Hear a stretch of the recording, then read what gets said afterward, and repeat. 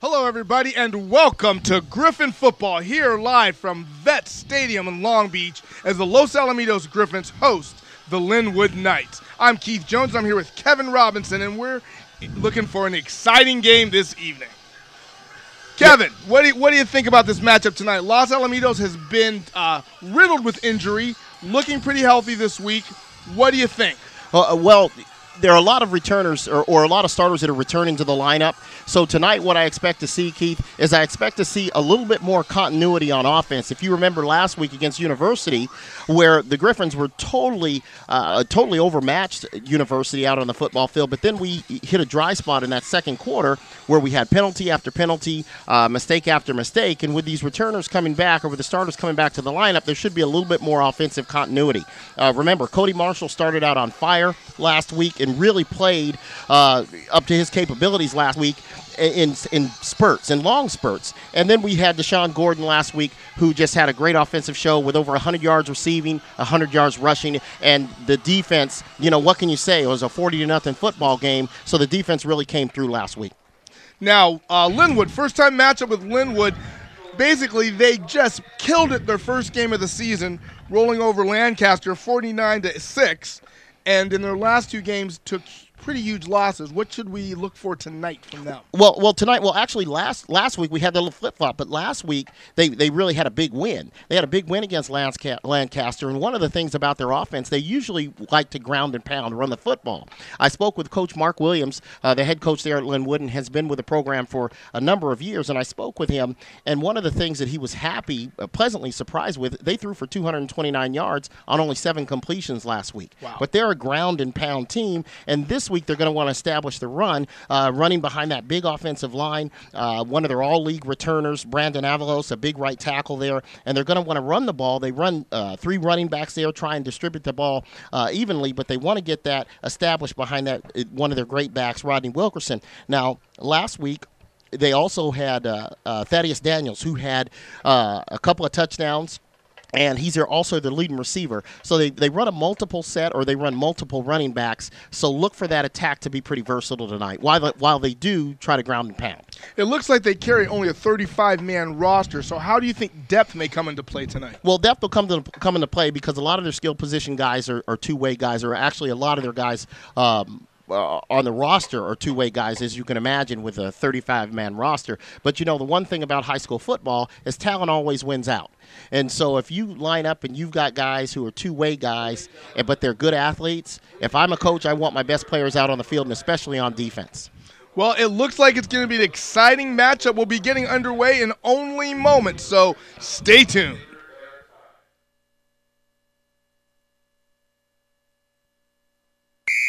Quit playing around and clean out the garage. Quit playing around, huh? I'll show her. Let's go, Joe. Nice.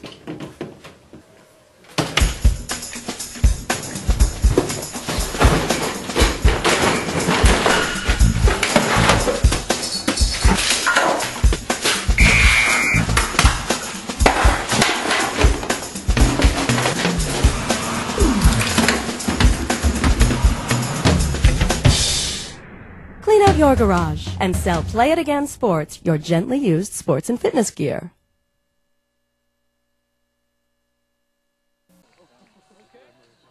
Let it hit the ground. Call it loud. Okay, the captains are on the field for the coin toss. The head. One toss. Looks like it went to Los You want Alamitos. the ball. You want it. Yes. And you want which goal you want to defend. What was the question? A lot of deliberation down You there. guys defer? Oh, okay. You deferred and you can defend the Well, goal. this is the first time I believe that these two squads have met in years, Second and half, you'll receive. so lots of You want to defend introductions. this goal, so you want to turn your back to it. So, Rick! Rick! Rick! Ball! Okay, guys, remember what you're doing now? Okay. Red, one to toss. Red deferred. Red deferred. Any questions? Okay, guys, had a good start. Let's continue on, right? Good luck to all of you.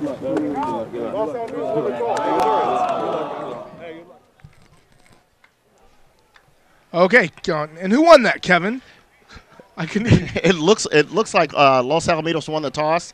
In fact, I blinked, and the one thing I did notice is that longtime referee Al Hackney is our white hat for this evening, and he's a longtime CIF both basketball and football official. A mainstay in Southern California sports in the area. Yeah, in fact, I think we were talking about Hack up here in the booth just last week. Okay, it looks like Lynwood's about to line up as we speak now. Again, much smaller squad. You can see, just looking at the number of guys from this vantage point, how few. LAHS looks like an army as you see them across the field compared to the numbers at Lynwood. Yeah, you know, Keith, there's two ways to look at that. A lot of teams will come in and they're intimidated by that. But remember, of the 70 or 80 guys that are suited up over there, 50 of them aren't going to see the field this evening unless it's a blowout. So from a standpoint of the visitors, there are some squads here in Orange County. Say, for instance, Tustin, and Coach Miller's been there for years. Tustin sometimes will go out there and they'll suit up 22 guys. They'll suit up 19. They'll suit up 23 guys, and they're about as physical and tough as they come. So it looks like the Griffins won the toss and deferred to the second half since the Lynwood Knights are on the receiving end of the field. Absolutely. So basically, we've got the guys that are ready to play and a great big wind guard of red. That works.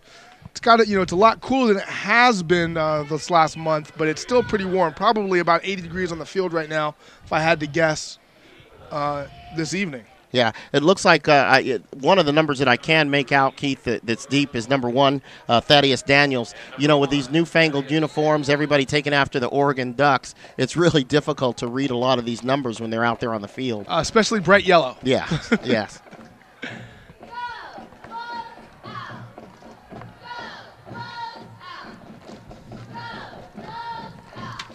Okay, and Blake Johnson getting ready to kick here. A little squib kick, and Lynwood falls on it at just about the 31. Yeah, so it'll be interesting to see. In my conversations with Coach Williams earlier today, we talked about the type of offense that they run, and so it ought to be exciting. Like I said, they have the potential, the big play potential, obviously, just completing 7 passes and throwing for almost 230 yards last week. But like I said, I believe they'd like to establish the run tonight. Okay, Lynwood's got two men in the backfield. Take the snap, inside handoff, wrapped up right around the line of scrimmage, maybe 1 yard before being pushed back into the backfield. Looks like it's 2nd and 9. Yeah, that tackle by number 33, Dan Secchi.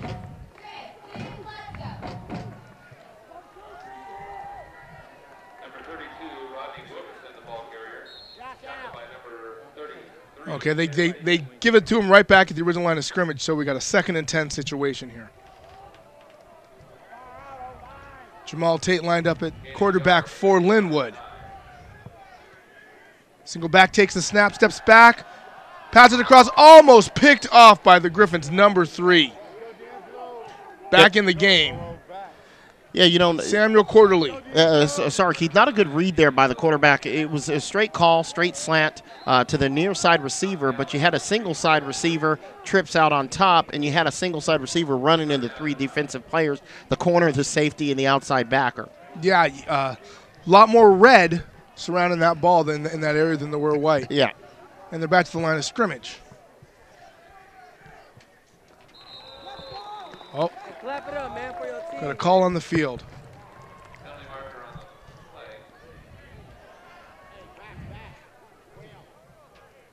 Oh, against LaSalle. That's a 5-yard penalty. Here are 3rd down and 4. Well, you don't want to help the visiting team out by going from 3rd and long or 3rd and medium to 3rd and short. I'll call 3rd and 9, 3rd and long. I'm with you there. Jamal Tate lined up in the backfield, takes the snap, steps back to pass, going deep, trying to get his man, and it's a Los Alamitos pickoff. He's running the ball back. They're at the 50, pulled down at the 48.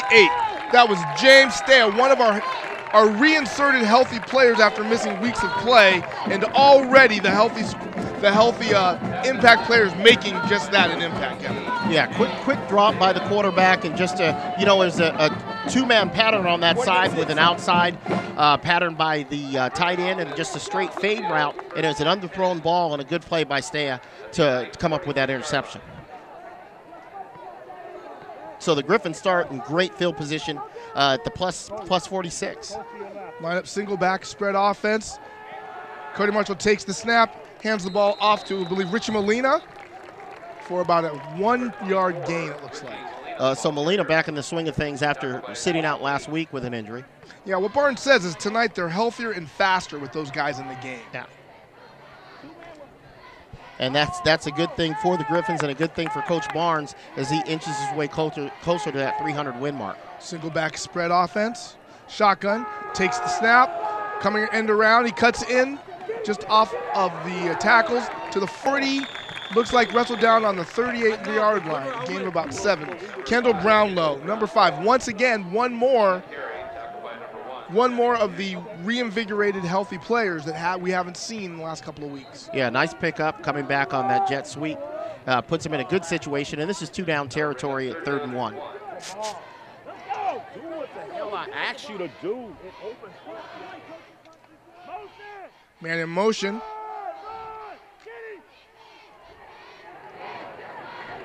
A whole pile of jerseys around the Griffins.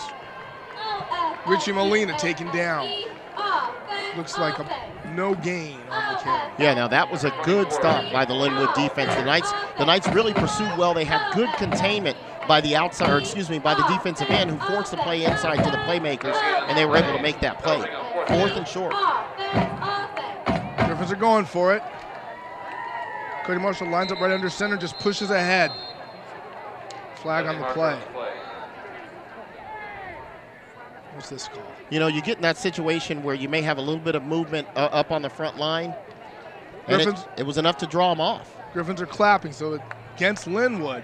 Offside called on the Knights. Yeah, I didn't see any movement there in that front line. Yeah, it definitely wasn't a long snap. Yeah, I'm wondering, was the corner in a press position? But nevertheless, first down for the Griffins at the 32-yard line of the Knights. Okay, Griffins take the ball on the 32-yard line, 1st and 10. Cody Marshall lines up in the shotgun. Man in motion. Handoff as he goes around the end. He's at the 20, the 15, the 10. Gets pulled out around the 9-yard line. Deshaun Gordon. Number 1, Deshaun Gordon, the ball carrier. Good run by Gordon coming off of that big week last week. It looks like the Griffins feel like they can get outside. They've come up with 3 to 4 of the flyer jet sweeps inside handoff. Great blocking by the line. Great blocking even on the outside by the receivers to free up Gordon. Just inside the 10-yard line. Snap. And from the inside. Stopped right at the line. That didn't fool him. No, that was the quarterback. That's a touchdown. It did fool him. It fooled us up here in the line. Absolutely did. That was a great fake by Cody Marshall on that read option. Everybody went for it on the inside hand fake, and he virtually walked into the end zone. Nobody. I saw him going unmolested and thought, wait a minute, Cody can't have the ball. No, had that. Even the fans, no reaction at all. Didn't know who had the ball. Great play fake by Marshall. That was awesome. And they line up for the kick. We may have to get a replay, Keith, so you see what was going on. Absolutely. I can't believe my own eyes. And the extra point is good. Yeah, I saw Marshall kind of roll out into the left and stroll into the end zone and thought, wait a minute, he doesn't have the ball. Yeah, and he just like you said, it was just a stroll into the end zone. But there again, or this time versus last week, they're able to capitalize on the early turnover by the Knights. Fantastic fake. Maybe that's why they don't let old guys with bad eyesight play D-line, though. Yeah, I don't know. Well, that's what glasses are for me. So, as stated, a real good start to come out first 3 minutes, get that turnover, to force that turnover, and to march right down the field without even having to throw the ball. No, that was impressive. Lynwood about to take the ball back, see if they can have a little more success on this series.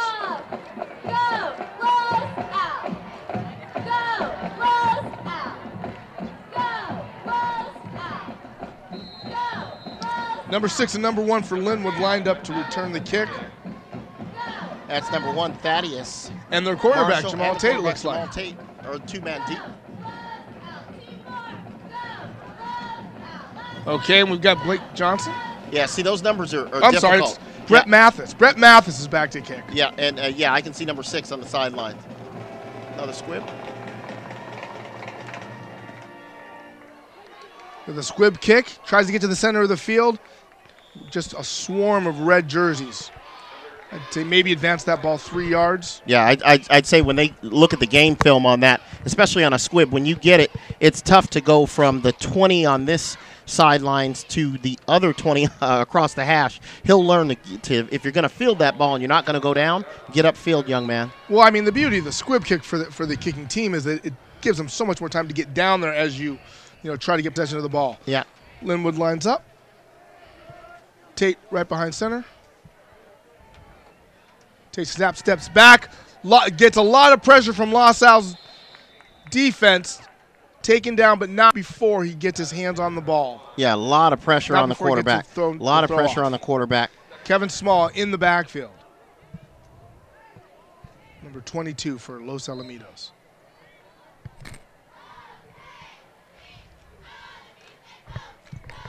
Yeah, that screenplay actually, if it were able to develop, if he didn't get that much heat from the beginning, that screenplay would have been a big play for Lynwood if they would have been able to complete that pass.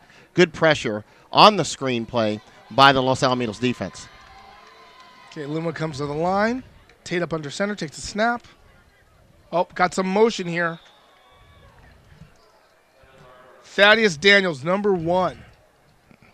Going in motion, crossing the line a little early. Yeah, he was a little anxious there. Like I said, Daniels being their leading receiver this year looked a little anxious. He was ready to get into the pattern a little bit too early.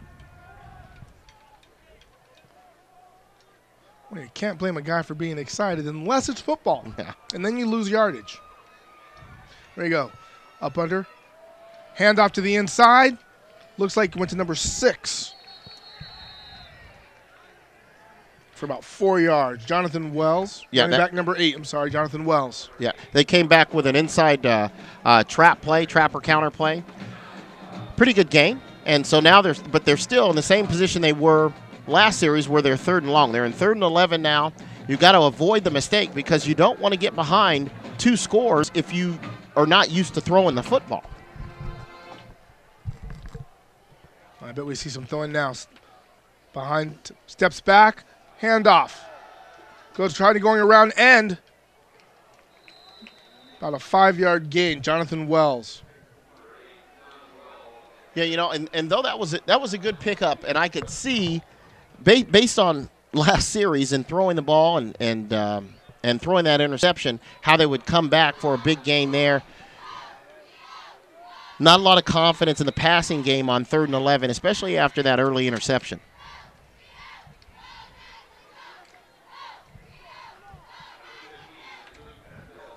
And Lynwood sets up for the punt.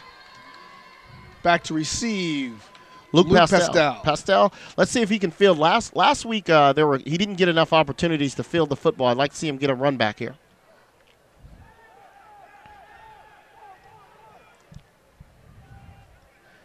Oh, Lynwood gets the roll, and it looks like it's down just about the 36-yard line. We've got a flag back at about the 36-yard line of Los Al. Refs are deliberating. Let's see the call.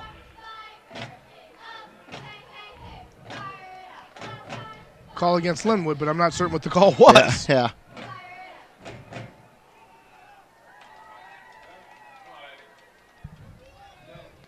Yeah, I'm not sure if that's a formation play or illegal participation. I don't think it's participation. I believe it's illegal formation.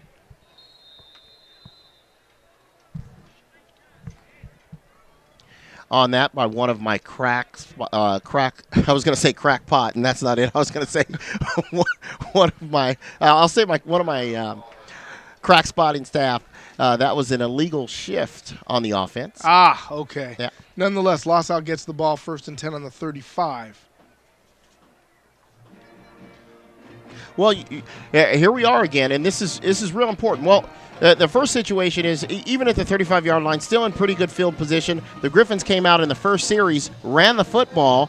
They weren't even in a situation where they had to think about passing the ball, and they ripped off some pretty big runs. Let's see where they come back and try and go for the quick strike against the Knights. Both teams take the field after a brief timeout.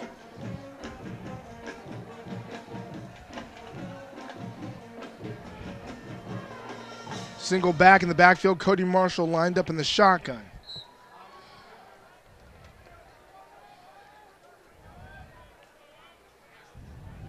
Number 1 goes in motion. Oh.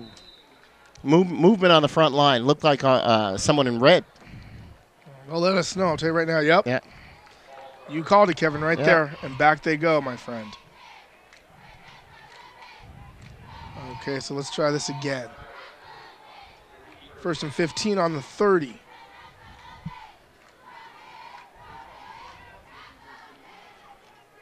Cody Marshall lined up in the shotgun again. Number 1 goes into motion. Cody steps back. Oh! Lynwood comes over the back. It's a fumble. Let's see who gets the ball. A lot of pressure put on by the Knights before he could get that forward arm in motion. Looks like it's Lynwood's ball. That's an outside blitz by one of their outside backers, number 8, Jonathan Wells. Lossow retains it. 2nd down. Boy, big hit, big hit. I don't know if the viewers at home are missing Mr. Fritz Pollard doing play-by-play tonight, but I sure am. We all miss Fritz when he isn't here. You know what? But somebody's got to follow the man, the myth, and the legend. Cody takes the snap, man in motion. Quick handoff, almost like a wildcat. He comes around to end at the 30. Looks like made his way to the 32-yard line. That was Kendall Brownlow once again with the carry. Yeah, big gains off of that jet sweep. And you know what? Until they can stop it, they're going to keep running it. They came back first play of the series to run that play action, which was set up just because of the success running in the first series. Well, LAHS likes to take advantage of that speed with the wide receivers and handing them the ball as much as throwing it to them. Cody Marshall comes back out onto the field, lined up in the shotgun.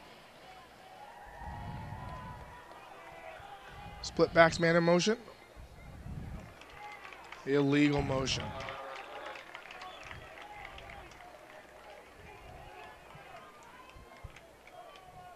Now, last week we did a combination, a little bit on the players, a little bit on the officials, because of the amount of penalties that we had last week. Now, unless these are the same officials as last week, which we know they aren't, we've got to figure that, you know what, it's something that's going down with the players. What's consistent here? Yeah, and so it's one thing we're going to have to get on it.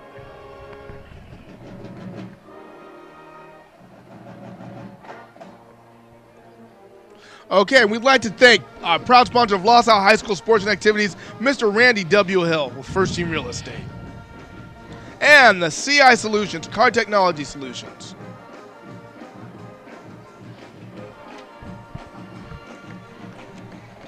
Now, you know what we need is for somebody to provide solutions for these penalties by the Griffins. I don't think CI does that, but yeah, well, I'm sure the coaches are working on it right now. And you know, those are the types of mistakes that you want to get out of the way in this preseason game. But here we are in week 4, and still the mental mistakes, and those have to be eliminated. You don't like a 3rd and 19 at all. Spread formation. Cody Marshall once again in the shotgun. Oh, and he gives him the inside handoff to Ricky Molina, who's at the 30, 35, 37. Nice pickup by Molina. Thaddeus Daniels taking him down, cornerback number 1 for the Knights. You know, that's a good safe play, because when you've got 3rd and along 19 yards, you just want to keep your quarterback in a good position. Sure, especially when you're that deep in your own territory. Correct. Okay, we're lined up for the punt. Blake Johnson back to kick.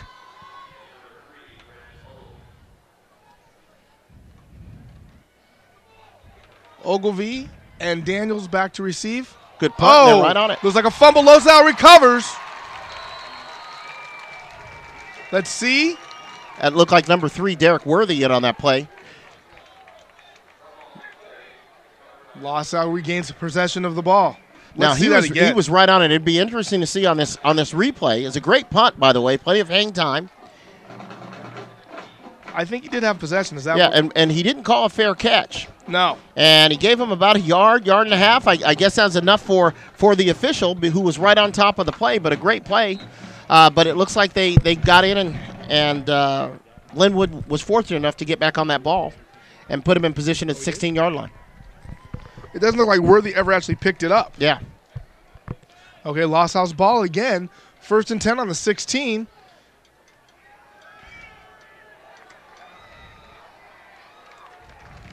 Okay, we're watching a different game. We've got a nice play on an inside counter play, a good pickup by number 8, Jonathan Wells. That's the one thing when you're running. You're running 2 wingbacks. It's a spread, but you're running wingbacks. Most of the time, it's 2 wingbacks. Sometimes you're running out of the trip formation, and they see something because they've come back with that counter play a couple of times off that inside handoff. Lynwood's ball again.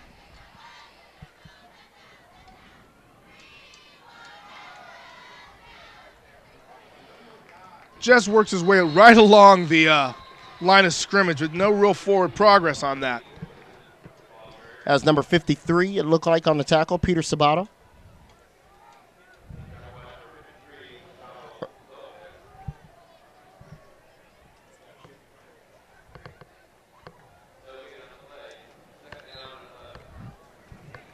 We're checking now because we may have a discrepancy here on that lineup. Gustavo Lopez with the tackle. Okay. Well, I don't know we've got to get them 53. Oh, we've got it here. Yes, Gustavo Lopez. My mistake. Not originally listed in the starting lineup. Sorry, Gustavo Lopez's family. Send the letters to Keith. Yeah, thank you. Jonathan Wells with the carry.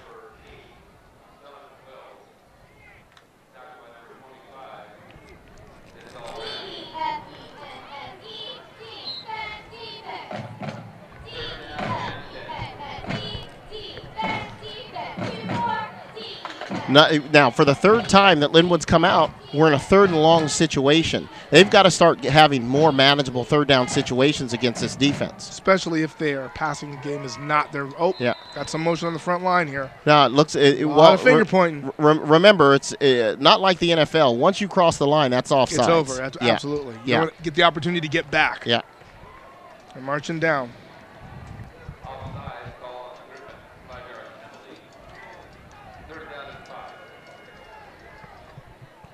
Now they end up with a little bit more manageable 3rd down situation, Kevin. 3rd and 5, I'll take it any time over that 3rd and 9, 3rd and 10 that they just had. And they take the snap. Quarterback steps back, little swing pass. Ball's bobbled around. Matt Locker gets his hands on it. Big Matt Locker, 6'3", 235. Well, no, there was no signal for an incomplete pass. So evidently the officials are calling that a fumble. Are they giving him the recovery? No, it looks like fourth down. Let's see that again.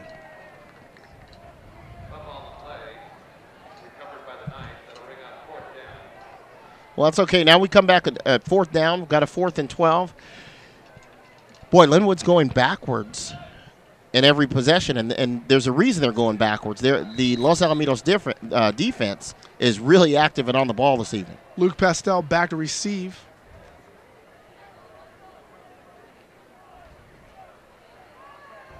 Oh, yeah, and it's blocked. Scooped up by the Griffins. Looked like number 21 and number 28. Jerry Ray, number 21, was in on that. Looks like we're going to spot the ball at the 2-yard line. And was that picked up by Stea? It looks like it was picked up by James Stea, number 28. Picked up by Stea. You know, they were close to getting the last one, and this one, they were just totally outmanned up front, and you could see that coming. Oh, just a rain of red on them. Yeah. Let's see that one again. Yeah, they get pressure on both sides. Stay really quick off the ball on this right side. And absolutely, Jerry Ray in there to make that block puts the Griffins in great position. All right, so on the 2, 1st and goal. Cody Marshall steps back, hands the ball off. No progress. Maybe half a yard. Yeah, not enough of a push from the front line there. Got some staff fans right there. Yeah. Now, based on the last series and that easy walk-in I'm keeping my eyes on Cody Marshall. by Cody Marshall. I'm watching him. Yeah. Lands up right under center. And it's just a big push. Let's sort out the pile. What do we got here? Touchdown, Griffins. Cody Marshall.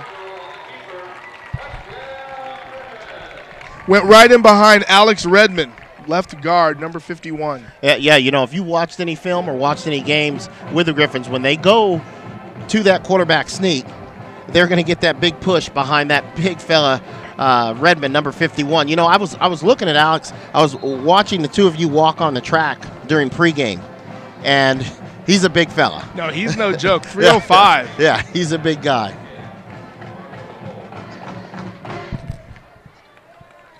He's already committed to go to Oregon, so the Ducks are going to be glad to see him up there. Yeah. Oh, and it's block kick fever as Thaddeus Daniels, number 1, gets in and blocks the extra point attempt. Yeah, you like to get your speed guys off the edge there, and that was a great block. Let's see that again. Here we go.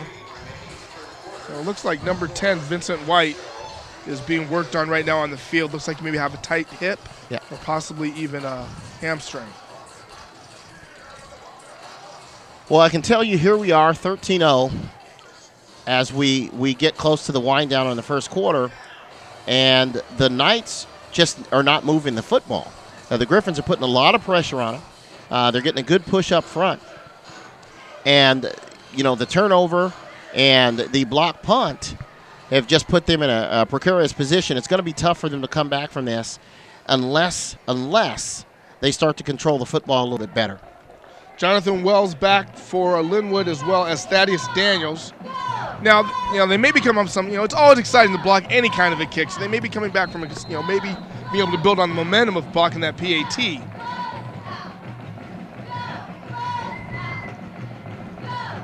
Well, you know, for them offensively, they've just got to get in 3rd and short. They run the football. Right. And so, you know, they may have been, it was fool's gold last week possibly to throw for 230 yards. Fred Matthews, another squib kick picked up. Whistles on the play. Now that's got to be quick. You know, you fill the ball with your knee down. If you're in high school or you're in college, that's down. But I'd like to see a quicker whistle from the officials on that.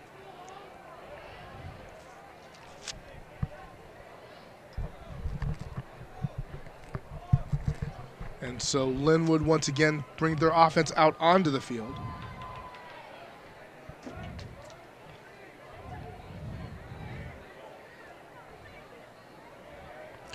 Now let's see where we are on first down here. On first down, is what they've been doing on offense. 30. It's a good play pass type situation. If you are going to throw the ball in this type of offense, first down is a great down to do some sort of play action pass.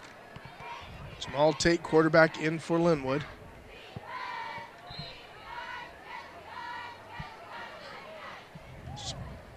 Split receivers.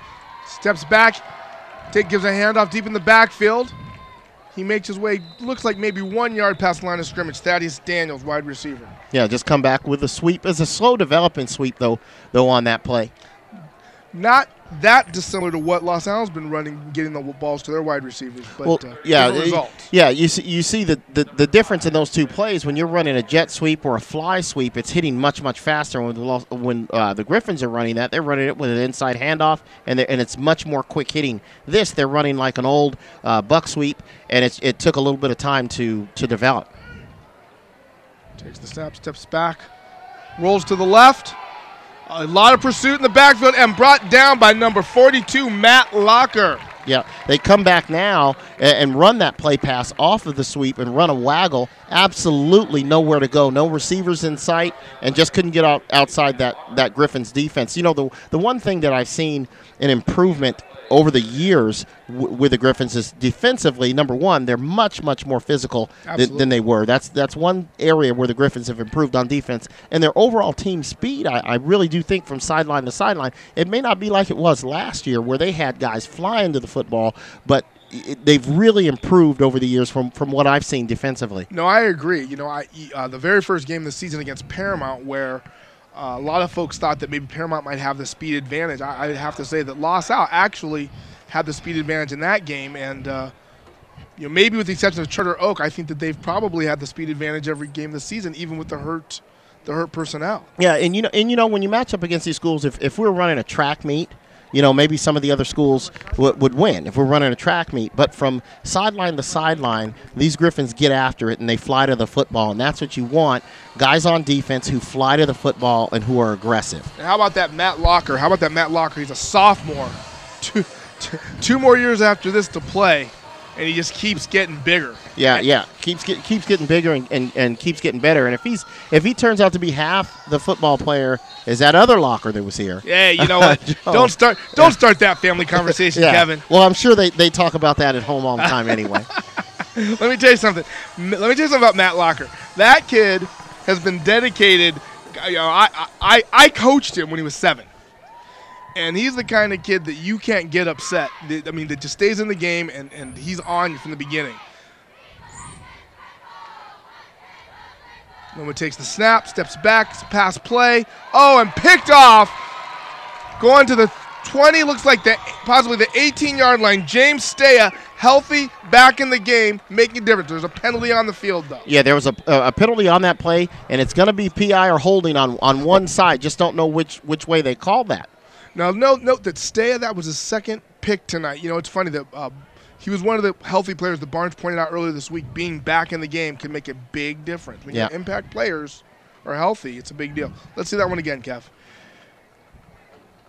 Yeah, we've got him a quick drop, just the receiver running a stop pattern. And we didn't see any of the contact before the play. Intended receiver there for the Knights. Number 15, Mr. Meriwether. However, obviously the officials got him on a penalty there. Good play to break on the ball. Okay, so here we are, 1st and 10. Griffin shifting at the line. Inside handoff.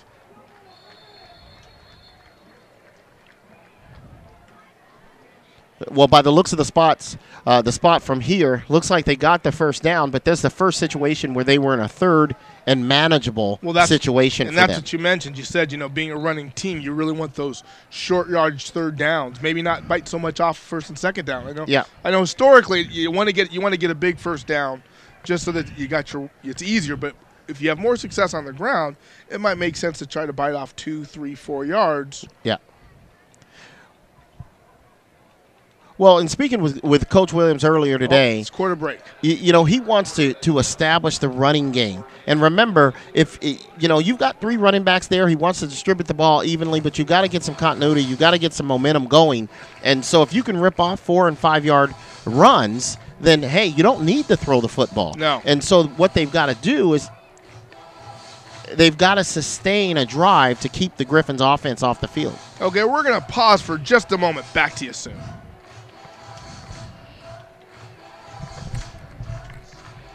Worthington Lissack Insurance Services has been serving your area for over 20 years. Our friendly staff will work with you to come up with a policy that works best for you. We work with Mercury, Safeco, Progressive, Fireman's Fund, and the Hartford. We offer coverage for auto and home insurance for homeowners, condos, and renters. We also offer commercial and business insurance, including commercial property, general liability, and more. Call Worthington Lissack Insurance Services at 562-795-5744. Yeah, that's it. And we're back. All right, players back on the field. Lynwood's ball, 1st and 10 on the 41. Takes the snap, and it's a pitch to the right side. This is trying to come to the outside.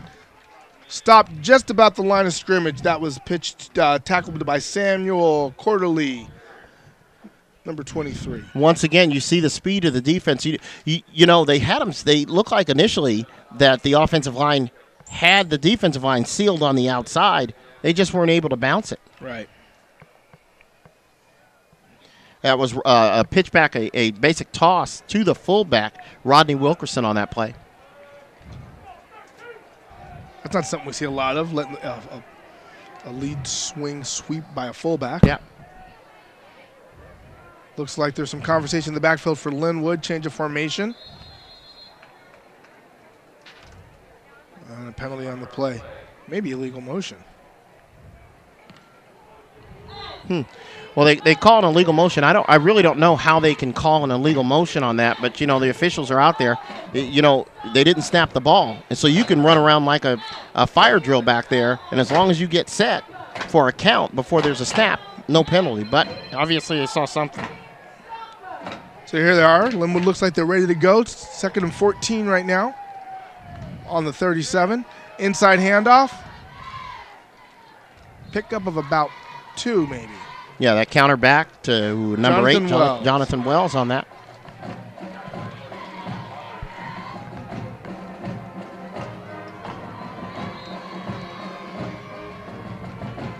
Here we are again. It's deja vu. 3rd and 14. Yeah, 3rd and long.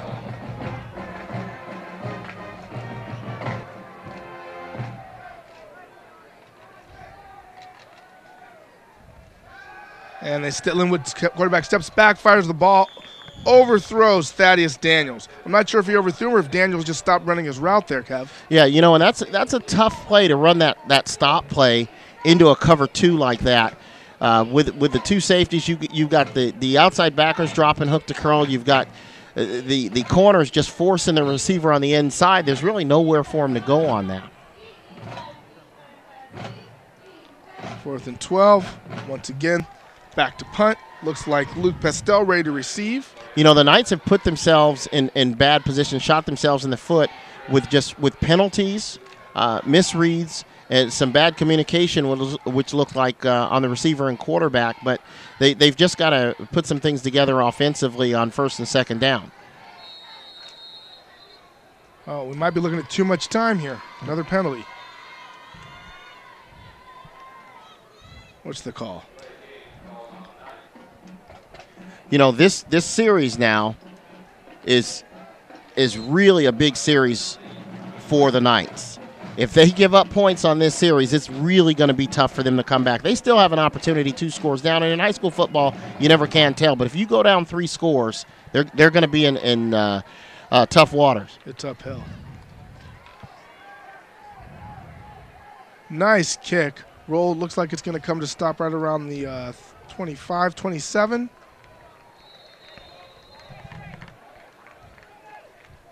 Griffins take possession of the ball. Looks like right around the 27-yard line.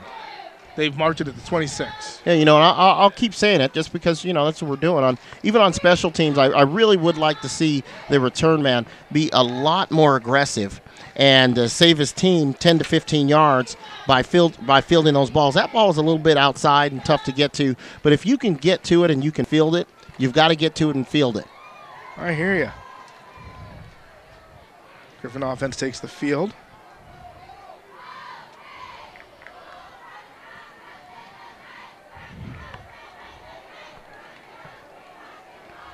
Cody Marshall in the shotgun. Rick Molina in the backfield. Man in motion. Hand off to Molina around the outside. Oh, good pickup. We've got another flag. Another flag, Key. I haven't seen this many flags since I went to Epcot. Yeah.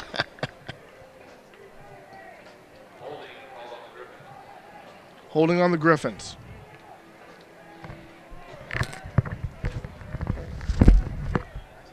Yeah, remember last week, and we discussed it last week, Cody Marshall started out on fire, had a really, really good first half of the game, good first 15 minutes or so of the game. The Griffins have been in such good shape, they haven't even had to depend on him throwing the football. And we haven't seen him put it in the air a lot. No.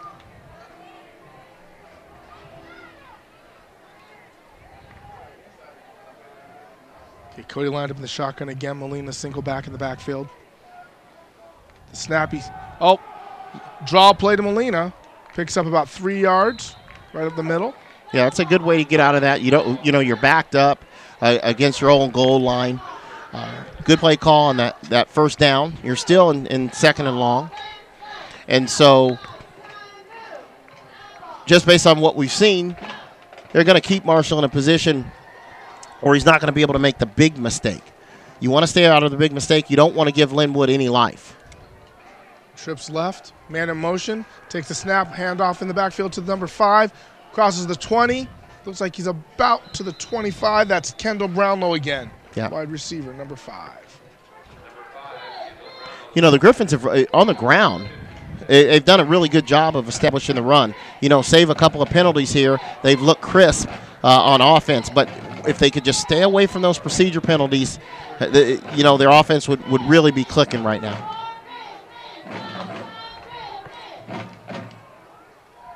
Griffins take the snap. Cody Marshall steps back, little swing pass. Oh, dropped by Ricky Molina. Yeah, Griffin's playing it safe there. When you're backed up, that's, you know, when you're put in that position, you have a big penalty that backs you up. And then you do at times, especially when you've got an inexperienced team, you tend to play it a little safe because you do not want to give that team any life. D'Angelo Buchanan back to receive, along with, I believe, Thaddeus Daniels. Nice boot. Great hang time. You know, that's the same play. In my opinion, they could have called that on the turnover because they're not giving the receiver any room at all. No. And so it's good to get up there and field the ball, and it causes a penalty, and it's going to go against the Griffins. He didn't give him the space to run. No, he did not.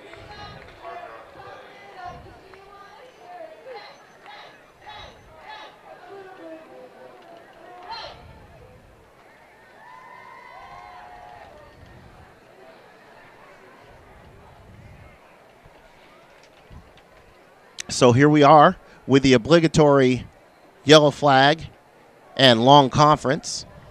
Long conference. I think they're talking about how Romney did in the red states this week. Yeah. Well, they got that one down. Okay, now I know that the CIF office is in LaSalle. That's true. Now I want them to contact the supervisor of officials and ask them why they have to have these conferences on a simple call like that. I don't know. It just drives me nuts. And to the viewers, I'm sorry, but that's just a pet peeve of mine. It drives me nuts. And that's the thing, Kevin. I like the way that you keep things to yourself. And, Yeah. You know, don't wear your heart on your sleeve. Yeah. You know, but pregame, I was talking to someone there, and I said, you know what? That last week, it looked like we had the NFL replacement officials out there. You know, the game was so long. You know, if you watch the NFL games on the weekend, some of those games are 3 hours and 30, 3 hours and 45 minutes. And last week's game, I'll tell you, the fact that my wife allowed me to go outside for the last week after getting home so late is a real shocker. She sounds to me like you're the one that got the penalty. Yeah, exactly.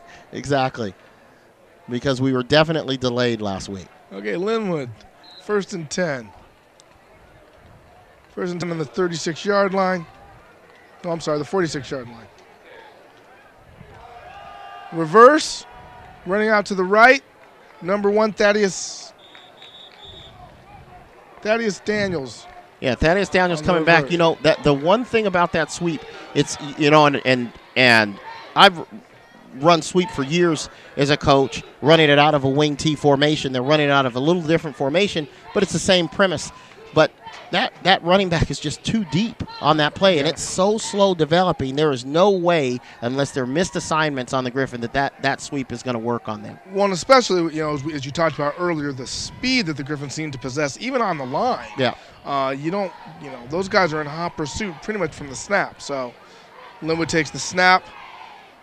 Inside handoff. Nice carry. Looks like he picked up about 7 or 8, maybe even gotten the first down.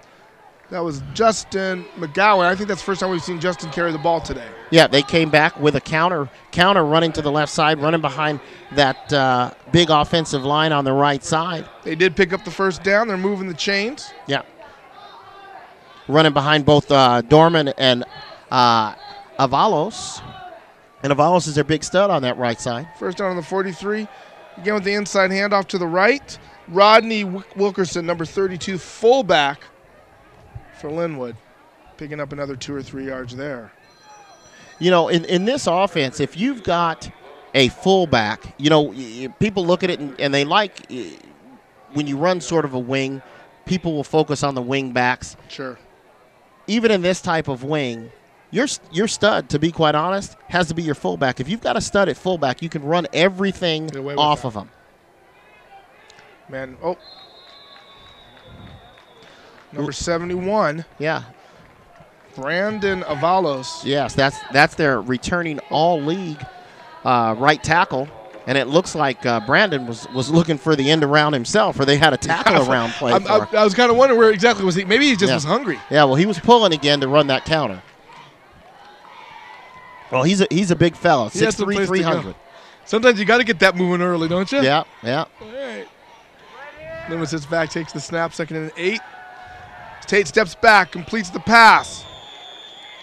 Looks like a pickup about 5 yards. Pass completion, 2. Number 11, Darrell Robinson Jr. Darrell Robinson, boy, did he just one-hand that? Yes, he did. It looked like he just Randy Moss that right out of bounds. As a good catch. Let's see good it again. catch. We'll see right here. As he just comes out, runs it to the flats, and just one-handed. Like it was nothing. Oh, yeah, absolutely. So there's some passing success right there. There you go. All right, here we go. 3rd and 9. Snap to Lynwood. Inside handoff to number 32, your fullback, Rodney Wilkerson. Yeah, they like that counter play, and coming back with that, if they're going to come back and run that counter, in this situation, now this can be a big play because you have a tendency, especially in high school football, 3rd and 7, you're at about the 40-41, you have a tendency to just go for it. However, I play a field position game, and I punt this ball because if you give Los Alamitos a shorter field, you're asking for trouble, especially down 13-0. You give them a long field, you're inviting them to burn the rest of the clock, too. Yeah. So either way, now, I think you called it. This was a crucial series. Yeah. Here we go, 4th and 7. Lynwood steps back. Screen. Little dump screen pass. Oh, and a successful the first time. Once again to Rodney Wilkerson. There's the fullback. There's your guy. Yep, there's a screen pass that they tried to set up a little bit earlier, but they had a breakdown, and the lineman didn't check before. But on this one, they had good protection. Quarterback took a better drop and was more patient, and that's a big first down pickup for the Knights. Well, and you mentioned, Kevin, for this spread to work, you really got to make your fullback your workhorse, and they've definitely gotten him more involved than just this last series to quite a degree of success. Yeah, and they're running a double wing. It's a hybrid double wing where they use the wideouts. Looks like they like that counter again. It didn't work this time. Didn't fool anybody. Yeah. Got a whole bunch of Griffins in the backfield. Gus Lopez gets to him right away. Yeah, they came back with, like you said, with that counter, but they not only do they have both guys pulling, they lead up with another back and hand off to the second man, and that's, like I said, any of the slow developing plays, they are just not going to work against the Griffins. If they're gonna run misdirection, it's got to be really true misdirection where they've got to have good ball fakes by the quarterbacks and the first running back. And if you're giving to the second guy, you just end up with a traffic jam if it develops outside. Yeah. Looks like a broken up play right there in the backfield. Oh. Kevin Small, outside linebacker, plays big. Big play. Well, I think they were coming back because they weren't going to run the exact same play. They were going to run a naked bootleg out of that with the fullback, or with the quarterback. So watch here, as it develops slow, it just gets crowded back there. It's that traffic jam effect I was just talking about. Yeah, that was going to be a quarterback keep, and that running it off of that counter. Right. And the Griffins, great penetration by the defense. So here we are, 3rd and 15. Let's see if the Griffins can come up with a big play. A turnover would be big 34. for them. Looks like timeout for Lynwood. I want to think about this for a second. 3rd and 15, going to go down the checklist and see maybe what they want to do this time. We're going to take this time to thank our sponsors right now. Mr. Randy Hill, First Team Real Estate, proud sponsor of LAHS High School Sports and Activities and former Booster Club president. And also, CS Solutions, Card Technology Solutions. You can find them at www.cisolutions.biz.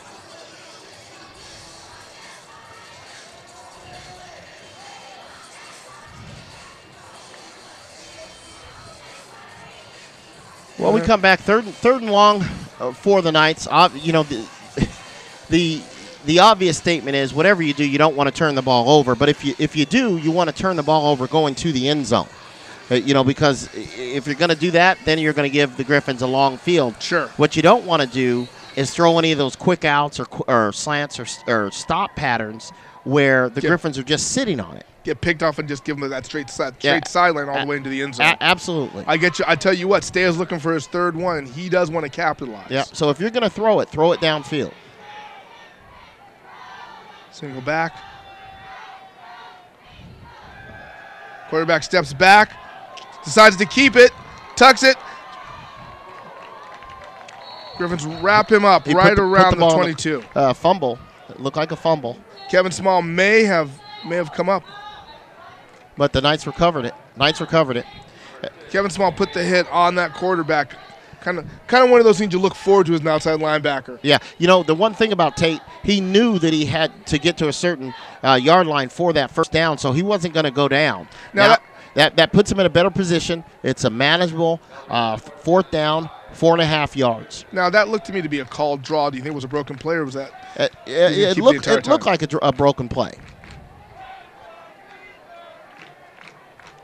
Tate up under center once again. Takes the snap. Goes back to pass. Oh, and Griffins just take him down. Kevin Small with another one. Kevin Small comes in off the edge untouched, and he timed it perfectly. Great play by Kevin Small. Looks like one of the other Griffins got a hand on him, too, to make that possible. Might have been Matt Locker once again.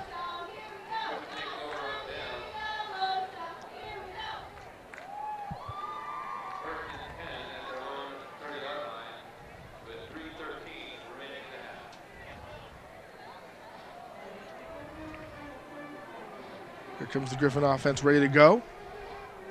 Cody Marshall in a shotgun, single back. Giving a man in motion, hands it off. Outside sweep to the left. He cuts back into the middle, makes his way all the way to the 43-yard line with a penalty on the play. Deshaun Gordon coming back on the jet sweep toward us here to the near sidelines. And one of the things that the Griffins got last week were a lot of illegal use of hands or holding penalties on the outside receivers, and it looks like that's the same thing that they got today. Right here.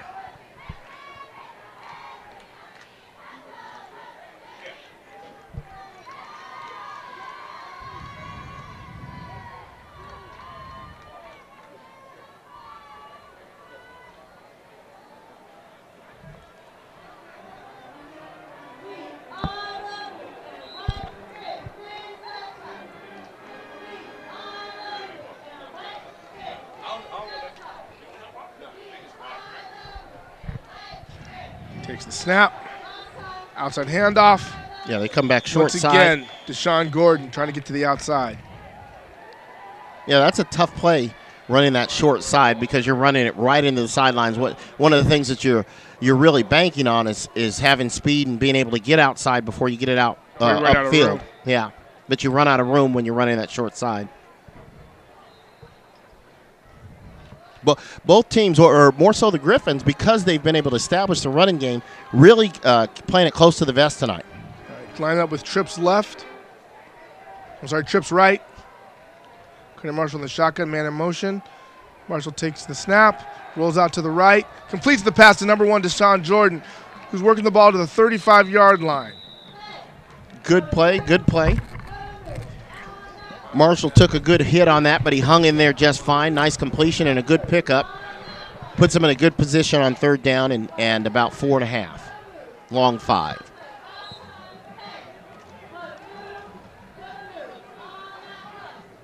Double split.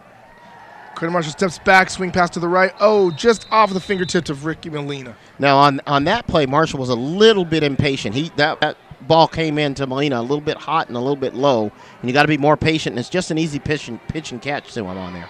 I have a feeling that Richie's going to tell him that too. Yeah. Well, I can tell you this. If Richie doesn't tell him that, Coach Barnes will. Yeah. All right, so here we go. We're back to punt here.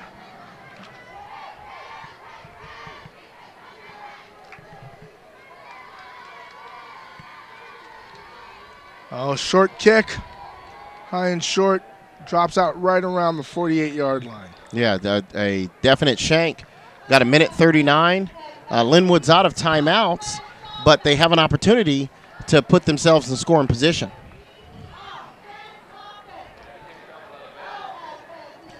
You want to talk about some frustration? Watch this.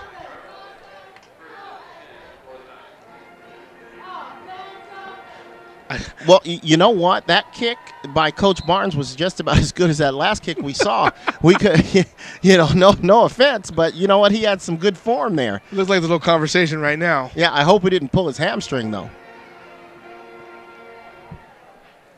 Yeah, the one thing when you call that, because you call that swing pass, it was actually open for that first down. It was there. It's a pitch and a catch. Right. And that is frustrating for any coach. Lynwood takes the snap, inside handoff to the right. Looks like it went to the fullback once again. Rodney Wilkerson, number 32. Maybe back to the line of scrimmage, 2nd and 10, the Knights. I think, and it looked like Connor Burley in on the tackle for the Griffins on that. Here we are, clock's ticking. Maybe you want to see what he could get if he thought the Griffins would come out in some sort of prevent, but there's no reason to play a prevent when you're not able to throw the ball down the field. So let's see if they try to strike gold. Here we go, 2nd and 10. He steps back, and Tate's looking upfield, being pursued in the backfield, brought down by number 53, 53. 5-3, we're looking. I called it wrong last time. Gustavo Lopez in on that tackle. Has been very active. Very active. They've got the guys in the pattern, but they just Tate has nowhere to throw the football. No, we're looking about 3rd and 16 right now. He has nowhere to throw the football. The backers are getting good drops. The corners, it looks like they're playing cover 2 most of the time. They've got 2 deep. And so he hasn't had an opportunity to throw the ball down the field. No. Once again, double wide, single back. Inside handoff. Pickup of about 6. Kevin Small on the tackle. Yeah, it looks like Coach Williams is just content going in and regrouping here at halftime, hoping to bust off that big play. He didn't have any timeouts left. So what do you think they're going to need to do? What kind of adjustments are they going to need to make? They're really not out of the game at all right now. And that blocked PAT may come into play. Well, here's the thing. If I'm the Griffins, I'm not worried about the blocked PAT because Lynwood hasn't shown me anything to show me that they can move the ball down the field. And so right now, they don't even have 50 yards of offense. They're just below 50 yards of offense. They're in a tough spot. And so, and a couple of those have just been on the last series, on the screen pass, on a busted play. And so, once again, the Griffins are going in, and they're living off their defense. But if there's, if you're going to live off one side of the ball, I'd rather it be defense than offense. Sure. Because if the other team doesn't score, you're not going to lose. You're okay. Yeah, I know. And, the deeper we get into the game, the shorter that game clock gets, the more that Lynwood will have to rely on a passing game that they just don't seem to really normally bring. Right. Being a running team, you can't let yourself get too deep in the game. You can't be in a situation where you need a fast score. Absolutely. Absolutely. And so right now, he doesn't have any lanes to throw the football in. They haven't been able to establish the run at all. And so you go back and you regroup, and then you decide. You go back, you meet with your coaches right now outside the locker room, and you being down just 2 scores, you have to remember what type of team you are. Right. So you go back to whatever you are. And if you're a running football team, you've got to put yourself in better position because they've had good field position. It hasn't been that they've been backed up. So they've just got to establish their running game and get some first downs. All right, we're going to go ahead and take a little break here and see you at the end of the half.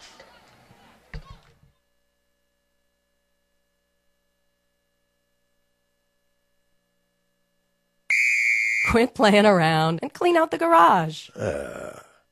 Quit playing around, huh? I'll show her. Let's go, Joe. Nice.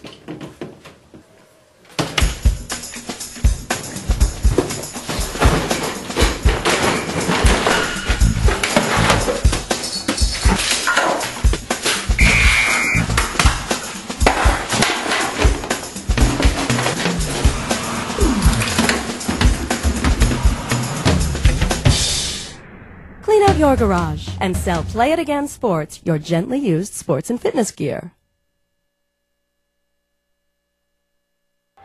And we're back here for the second half. Los Alamitos Griffins up 13-0 after a blocked PAT.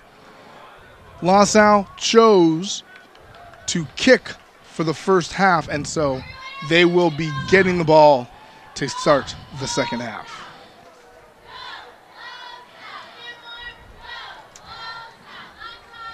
We have Deshaun Gordon and Kendall Brownlow back to receive. Nice kick. Picks it up at the 10, to the 20, to the 25, maybe 26-yard line. Carried by Deshaun Gordon. Stats coming out of the first half, Keith, real quick. The 2 touchdowns would put us at 13-0 were by the quarterback, Marshall, 2 rushing TDs. Lynwood has a total of 49 yards of offense. The Griffins don't have very much more. They've had a shorter field, but the Griffins have 67 yards rushing offense, 9 yards passing, and the Griffins are 0 for 4 on third down conversion, so they're going to have to be more efficient on offense. As you pointed out, they have had the short field most of the game. Cardi Marshall takes a snap from the shotgun, handoff to Molina, swings around to the right, he's to the 35, to the 40, to the 40, knocked out at about the 47-yard line. Great pickup there. First down, Los Alamitos Griffins. Run out of bounds by D'Angelo Buchanan out on the ninth sidelines. Good gain, though, by Molina. Good gain, good way to start the half.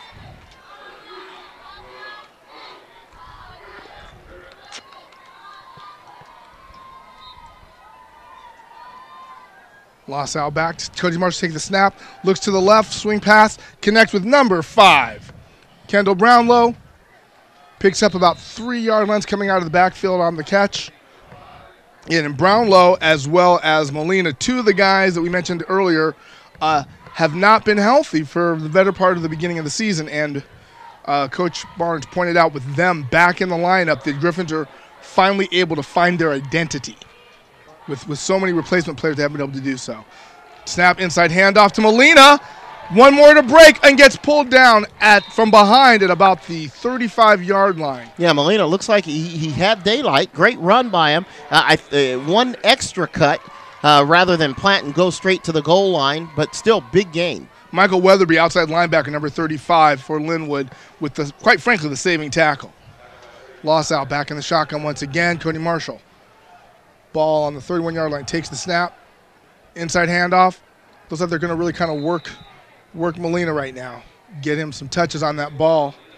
Pick up of about 3 yards. Yeah, the Griffins are going to stay with what's working. On one side you would call it conservative, but on the other side you say, what they're doing is they're sticking with what's working right now, and running the football is what's working. Man in motion. Handoff as he swings around right to Sean Gordon. Oh, breaks a couple tackles. He's through. Could be a touchdown, but there's a penalty on the play. Penalty right around the 20-yard line. This one could be coming back, folks. Well, once again, on that same jet sweep, we get somebody with an illegal block on the outside. Well, it seemed that all of a sudden the lane just magically opened up right along the sideline there. Maybe not so magically. Yeah. And so we've got a hold there as we look at the replay. Let's see it again. And the play right out on the outside. Not sure who they called Looks it on. Like right here. And he's just getting his hands up on him, and it may have been one of the receivers once again on the outside. Rivers again with the ball. Richie Molina, number 24. Carries the ball for, it looks like, about 4 yards. Well, Molina coming off of a little bit of time off last week to nurse an injury. He's looks to be back to good health, and he's turned into the workhorse tonight. Cody Marshall back in the gun. Gordon goes in motion. Hand off to number 24, Richie Molina once again as he goes up the sideline. He's going to go all the way, folks. Touchdown, Los Alamitos Griffins. Yep, and as we mentioned that, it comes through off the fake. They run the fake jet sweep and come back to the second man to Molina, and he goes in virtually untouched. Great run. And that, he said, hey, let me get that sideline again. Yeah, as you come off, they set that up by running that fake jet sweep to the outside, and give to Gordon, and then they just come back with the fake inside or the fake outside and the give inside, and a nice run by Molina. You know, okay, here we go for the extra point. It's up. It's good. Griffins 20, Lynwood nothing. Of the Griffins' yards on that long drive, Molina just picked up 88 yards on that drive. And if I'm not mistaken, the Griffins started out at about the 25-yard line. So they had a loss or two and a couple of penalties. So 88 yards accumulated on that drive. Well, and that's what we talked about Richie Molina. When you were given the stats for the first half, that LAHS yards weren't that great, but they had a short field. You know, I can't pick up 100 yards on a 50-yard drive. That's just the way that works. Right. But you give them the long field, not much different outcome other than more yards picked up by Molina. You know, once again, we're in the same situation as last week where you get a 20-0 lead, and you want to say, is that the death nail in the coffin? And the only reason you would say that is because Lynwood has not shown us anything that, as far as any offensive continuity. Well, I'm being such a strong. Kick is picked up out to the 20. 29 by Rodden Ogilvie. Also plays free safety for Lynwood. Now let's see if the Griffins can pick up where they left off in the first half defensively. Now, what I was going to say earlier is that because Lynwood has more of their success on the ground, at some point in time, you know, you just run out of time to be able to score with a running game. They've been trying to work the passing game. You mentioned they should probably return back to the run, but they've got to have time to do that as well. Yeah, well, the key to being able to run the football is you've got to get positive yards on first down. Lynwood takes a snap, runs that counter inside. Looks like some success there. Went to number 8, 32, Rodney Wilkerson. Kevin, like you were saying earlier, they are now taking advantage of that fullback, getting the ball into his hands. And that was a pretty nice run. Yeah, much more active. And, you know, to my recollection, they only completed one pass in that first half, and I believe it was a screen pass. And so they haven't had any success throwing the ball up the field at all. No, they a couple of attempts picked off by Stea. Inside handoff, once again, the counter wrapped up right at the line of scrimmage. They weren't fooled that time at all. Whole bunch of jerseys, or red jerseys, on that tackle. We're going to credit that tackle to everybody. Yeah. I think Big Matt Locker was leading the pack, though. He's kind of crushed them all. Okay, so here we are, 2nd and 10. After coming off the heels of the big run, stopped right at the line of scrimmage this time.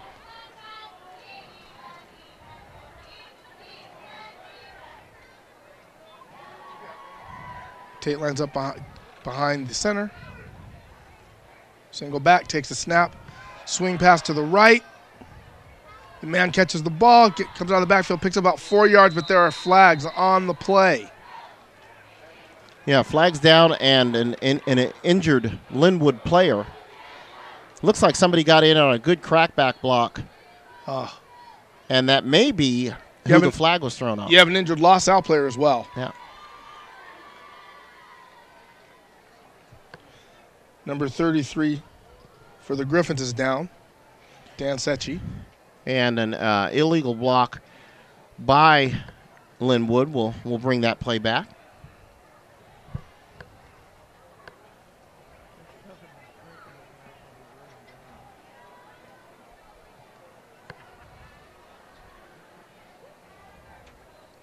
Yeah, I can't, you know, the tough thing is it's really tough.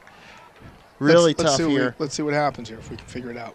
Well, they run sort of a bubble screen and with a block to the outside. And let's see, we can't see the block on either play. Well, we see 2 players go down, but can't tell the injured players. No, just that they're down. Both players down. That's what you call a biblical injury, a guy for a guy. Yeah.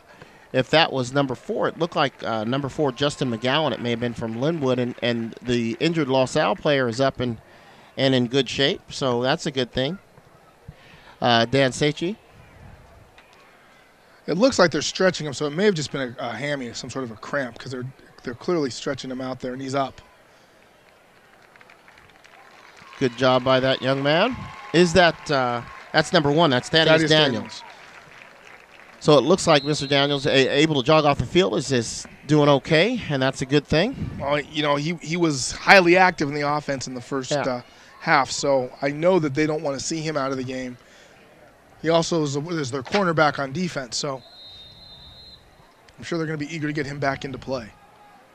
And Lynwood lines up at about the, we're going to call that the 37.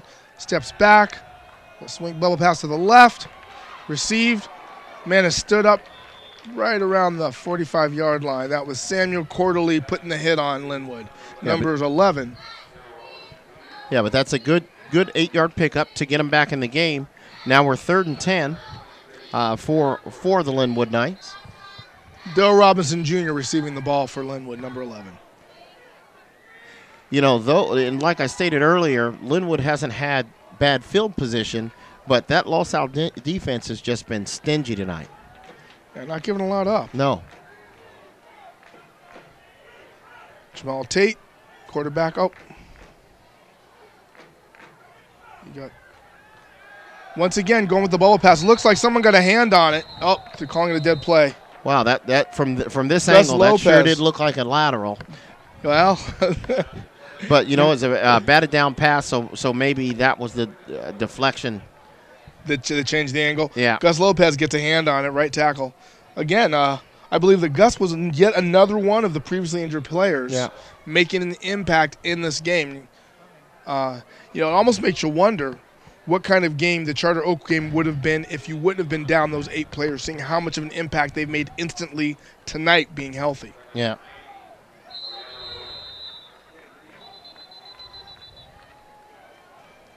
By the way, the freshmen won their game against Lynwood's freshmen 41-0 today. I'd like to give a shout-out to Alex Aguilar scoring his first LaSalle Griffin touchdown.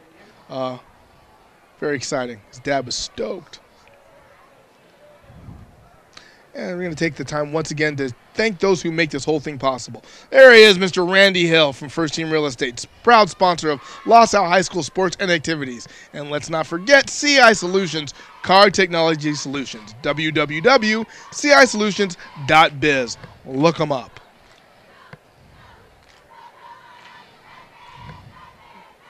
You know what? Hey, let's take a look at the top 10 right now for CIF. Southwest CIF. Here we go. Edison is number 1. Tustin, number 2. Los Alamitos right there, number 3 with 1 loss. Villa Park with 1 loss as well as number 4. Interestingly enough, take a look at number 5 and number 7. Yorba Linda and Aliso Niguel, both undefeated and yet ranked below Los Alamitos and Villa Park. But at the same time, you look at 1 and 2 Laguna Hills at the bottom, and they had to take a forfeit earlier this week, maybe 2 for an ineligible player. We'll talk about more of that in just a second after the kick here. Fair catch. Luke Pastel takes the ball on the 31-yard line. Elaborate on that, Kevin. Folks at home may not be aware of what happened with that situation. Well, on that, they just had two ineligible players based on the reports that I read in the Orange County Register, and so those are 2 forfeit losses. But you know, if you're going to take forfeit losses, take them in non-league play, sure, and do your thing in league, and you should still be okay when CIF draw comes out. Okay, LaSalle back in the Cody Marshall back once again in the shotgun. Oh, penalty on the field. Oh, or is it a timeout? Looks like a timeout. Lynwood. Okay, so now, Kevin, was it eligibility based on grades or based on transfer status? Do you know? That part I'm not sure of. Not sure of on that. That's too bad. It's tough enough to take a loss on the field. It's even worse when you don't actually get to suit up.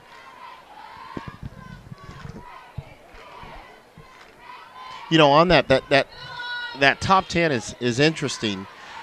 One of the things about the top 10, a lot of the times the coaches really that vote, they have no idea. No, I know. You know, and a lot of it is based on reputation. And, you know, you come in and you would think just coming in, hey, with the Sunset League coming in, the top 2 or 3 teams from the Sunset League should be highly ranked. You've got Tustin. You would have thought La Habra, but they're kind of having a down year. But that Southwest is going to be a dogfight this year. Well, you know, and I can't never count La Habra out based on preseason. Number 24, Richie Molina, picks up about 1 yard, maybe just to the line of scrimmage. Yeah, and remember, La Habra used to be on the schedule for Los Alamitos, and they really used to put up a good fight, but they played a heck of a schedule playing all Pac-5 teams. On purpose. In the preseason, and it just made their run through the Southwest kind of easy for them. I want to say that they've gone 7 or 8 seasons undefeated in league play. And they take these big teams and you know, take a little bit of a beating in the pre-league play. That was 10 for Deshaun Gordon, number 1 of the Griffins. They take a little bit of a beating in the beginning. That's all part of their strategy. I've had a chance to talk to the coach on several occasions. And they start league play, you know, as tough as you can be. And it's actually the easiest part of their schedule. Yes. Okay, Cody Marshall steps back in the shotgun. Deshaun Gordon in motion. Cody Marshall rolls out to the left. He's looking for somebody upfield. Completes the pass. Well, that's a good play over on the far sideline to Josh Davis. But what Josh has to understand is if you've got 3rd and 8, you can't run a 7-yard stop pattern. Okay, you have to run it at least to the first down marker, and then you turn back to the quarterback, especially on a sprint out. You've got plenty of time to do that. You need 8. You got to run 8. Yeah. That's what that big orange lollipop's all about. Here we go. 4th and 1. Griffin's going for it. Richie Molina gets the first down and some more. Still on his feet. Carries the ball to about the 43-yard line in Lynwood territory. Totally blown off the ball was the Lynwood front 4, and with the lead block from number 22, Kevin Small, Molina was able to turn that 4th down into a big gain.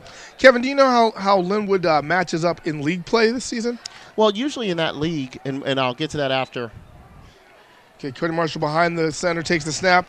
Hands off once again to Molina, who works his way to the middle of the field. Now he's all alone, heading toward the sideline, gets to the 10-yard line. Flag on the play at about the 11. Molina dragged out of bounds at about the 8-yard line. Good 15, 20-yard pickup. Well, let's see what that penalty is. And we've got an injured Lynwood player. I want to say more than 20 yards if this sticks. You know, you hate to see that. You know, again, Lynwood's squad so small. Once again, looks like is that Thaddeus again? Yeah, a couple of good moves by Molina and a hold on the Griffins, but they still should have that first down picked up. A couple of good shifty moves by Molina before he decides to get upfield. Great moves, and then we've got a hold, which is usually it should be from the point of the foul, so it still should give the Griffins a first down. Yep, they're moving the markers. I'm only asking if the down Lynwood player is Thaddeus Daniels, because it looks like once again they're stretching something out, and Daniels was being stretched out before. Yeah, hopefully he's just cramping up, and it's nothing more serious than that. It could be the result of just some dehydration. It's got to be hot down there. Yeah, it's hot down there, and then he's a two-way player. He rarely comes off the field. You know, you asked a little bit earlier about how Lynwood matches up in their league. As here he is. Thaddeus takes a jog off the field. So it's actually Michael Merriweather, and that's why I was wondering if it was a dehydration issue, because it was another player. Oh, okay. Outside linebacker, but he looks like he's up and running. Yeah, so he's just got to come off on that play. And Lynwood matches up quite well in their league, but that league boils down to how good Dominguez is every year. Right. Although Lynwood would want you to say it depends upon how good Lynwood is every year. Yeah, well, you know, from a coach's standpoint, you know, you really want to look at your team. But when you've got that big elephant in the room, and it happens to be Dominguez, who runs a similar type offense, by the way, because and this offense has its roots in that league at Dominguez High School under the elder Coach Donnerson, and now I believe under the younger Coach Cody Donnerson. Marshall takes the snap right up under center, hands off to Molina once again, swinging around to the left side. Picks up a first down at about the 10-yard line. Well, Richie Molina is putting together a good game running the football today. Now he's probably pushing about 150 yards here in the second half alone. 1:44 I've just been told. Look at that. I can add. Oh, one. Not so much that time. Not so much that time. Maybe the line of scrimmage. Yeah. Well, we've got second down coming out. You know, the Griffins have just been fortunate enough. They're up 20-0. They have not had to show anything in the passing attack at all. And they probably like it that way. So here we have back in the Marshall back in the shotgun, handoff, swing around to the right, all the way into the end zone, touchdown for Kendall Brownlow, number 5. He says, "I'm back, I'm healthy, and I'm worth 6, Coach," right there. Yeah, the Griffins have found money on that outside sweep, that jet sweep all night. They've been able to really run it at will. Let's see it They're again. able to seal on the outside, and fortunate enough for them, no holding penalties. No holding penalties. So you've really got a student body right up on front.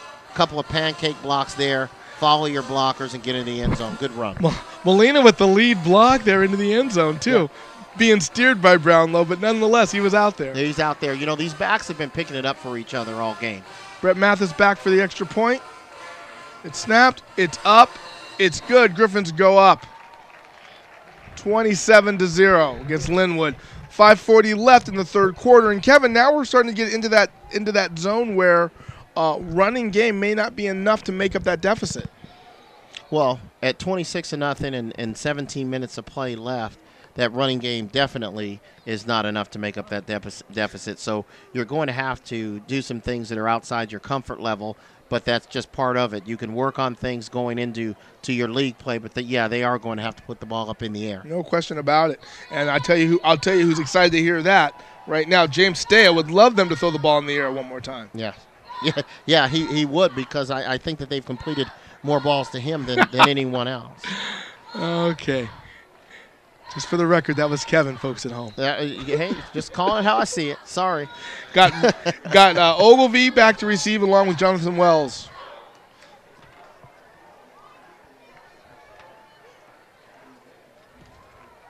Brett Mathis with the kick. Good booming kick. He takes the ball at the 1-yard line. Rodden Ogilvie. Could break through. He's got one more man to feed. He can stay on his feet. What a return, almost 40-yard return by Rodden Ogilvie. But James Stea said, "Oh, no. No, you don't. I know they were saying my name. My ears are burning." Yeah. He stopped it. Hey, had it not been for Stea and maybe Ogilvie's shoelaces, that was 7 right there, or at least 6. Touchdown saving tackle right there. Absolutely. Now I'll tell you something where the PAT, missed PAT earlier, blocked PAT, Lynwood blocked earlier is going to come into play. Is that the running clock rule will take one more score to come into effect than it would without it. Lynwood takes the snap, inside handoff. 32, Rodney Wilkerson picks up about 1 yard, maybe 2. Yeah. As you guys may know, after when a team gets up by 35 and the clock just continues to run, and with that missed PAT. Even with the 7th touchdown, you'd be short the 1 point. So and I believe that's when they hit fourth quarter, correct? Yes. Yeah.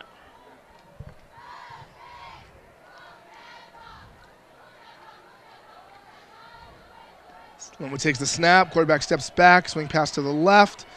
Stopped in the backfield. Number 2 for the Griffins. Gives up no yards. That's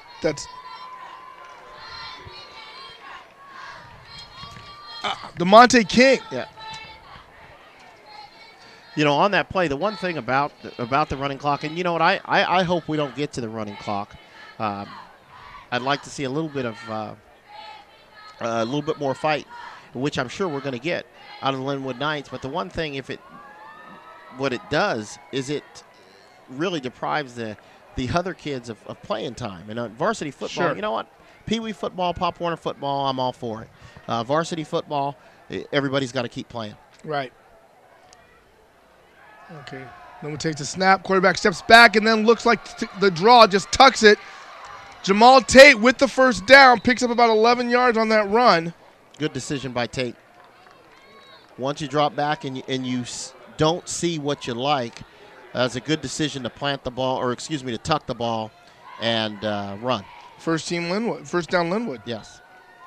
Yeah, you know what? I have a little bit of issue with the running clock rule because my feeling is that you either let them play, and this is just me talking. If you're not going to call it, let them play. Otherwise, you're just giving more time for injury than anything else. Right. And Lynwood takes the snap. Jamal steps back, completes a pass upfield. I think that's the furthest pass they've completed today. First down, as they are going to the air and having some success here. And that was a good grab, good pass, and a good grab by Darryl Robinson Jr. We've had an opportunity to call his name a couple times. He's made a couple of good plays, so that was a good grab by him. Hands out in front, caught the ball and tucked it in. And, I know the rules are out there because you don't want to obviously show up another team. But no, I understand. I just like all the high school kids. I like them all to get an opportunity to play. But here, I'd like to see from a competitive standpoint, I like Lynwood moving the ball down the field. You got Twins right, inside handoff. Oh, it's a reverse as they come around to the right side. One more man to beat. Quarterback, touchdown. Thaddeus Daniels, number 1. Looks like he worked that hammy out. Now, we talked earlier about that slow developing sweep. It worked for him this time. And that one there was so slow developing that the Los Alamitos defenders did not see that second handoff at all. No. That was great. He had again. nothing but daylight coming around there. There we go. There's the first handoff. And look at that. Comes back deep into the backfield. But Yeah. you're right. They just didn't see it. Just didn't see it at all. And so had everyone fooled. And the quarterback had the shot to make that last crack block. They didn't need it. And the extra point is good, folks. We may not see that running clock after all. Yeah. 7 points for Lynwood. Boy, you see that 6'2" Daniels coming along there. That was a long stride. No, yeah, it was. Yeah, that was a long stride. And that's good to see. That's a good drive by the Knights. Would you be shocked if he ran hurdles in the spring? No, I wouldn't be shocked at all. Wouldn't be shocked at all. Number 50. I'm not sure. One of the Lynwood players looks like he's been injured. Number 58 for Lynwood. That's Kyle Dorman, senior, right guard, 6'2", 220 pounds. They really don't want to see him go down. No. They're going to need that pass protection on the front line if they're going to continue to fuel this rally. So I think, Kevin, right now it's all about the Lynwood defense. If you hold Los Allen, maybe start feeling a little bit more confident. They get in the end zone again, and it just becomes a toughie. Right. I mean, they're already in a hole. We know that. But they just showed a lot of heart. They're not out of it. They're definitely not done swinging it, and had some success now. I think they're getting hungry. Yeah. Okay. Looks like Kendall Brownlow back to receive. And it's good. And it's a high school football, 3 scores, and we've got over a quarter left. Anything can happen. But they need to make stops. The kick rolls into the end zone. No return, obviously. Now, to Coach Williams' credit, he's kept his players. He and his coaching staff have kept his players in this game mentally. And they're still giving forth just a ton of effort. They put themselves in a bad spot early in the game with turnovers and a few mistakes. And so now they have an opportunity to steal some momentum if they can get a stop here. They've got to put the Griffins in a position where they go 3 and out. Absolutely. I mean, they've proved to themselves they can score. I mean, quite frankly, that was, dare I say it, a dominating series. I mean, yes. they moved the ball right up the field like it was nothing. Yeah. Cody Marshall in the backfield. Gordon in the motion. Cody keeps the ball and gets wrapped up. Yeah, a little confusion in the backfield there. Yeah, sounds like the Lynwood defense heard you, Kevin. Yeah. They're going for that 3 and out. Yeah, they've got to go for that 3 and out. Loss of about 2 yards. Looks to be 2nd and 11, 2nd and 12. That was Merriweather that got in the backfield there for Lynwood. Takes another snap, handoff to Molina. If it ain't broke, don't fix it. Molina looks like you went off a tackle. Picked up about 7 yards. 3rd down and about 4.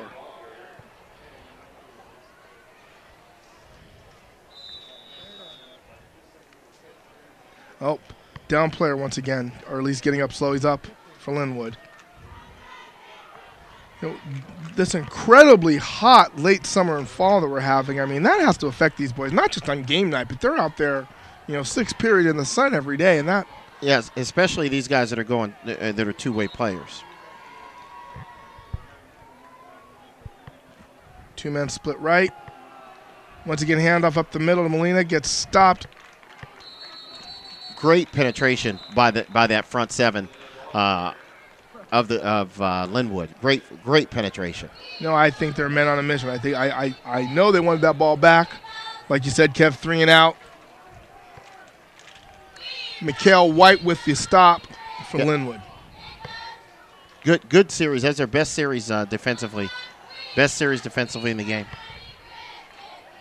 Blake Johnson's ready to punt. Back to receive for Lynwood, Rod Ogilvie, number 3. And it looks like it's Jonathan Wells again, number 8. A fake? Do we have a fake? Yes, we do.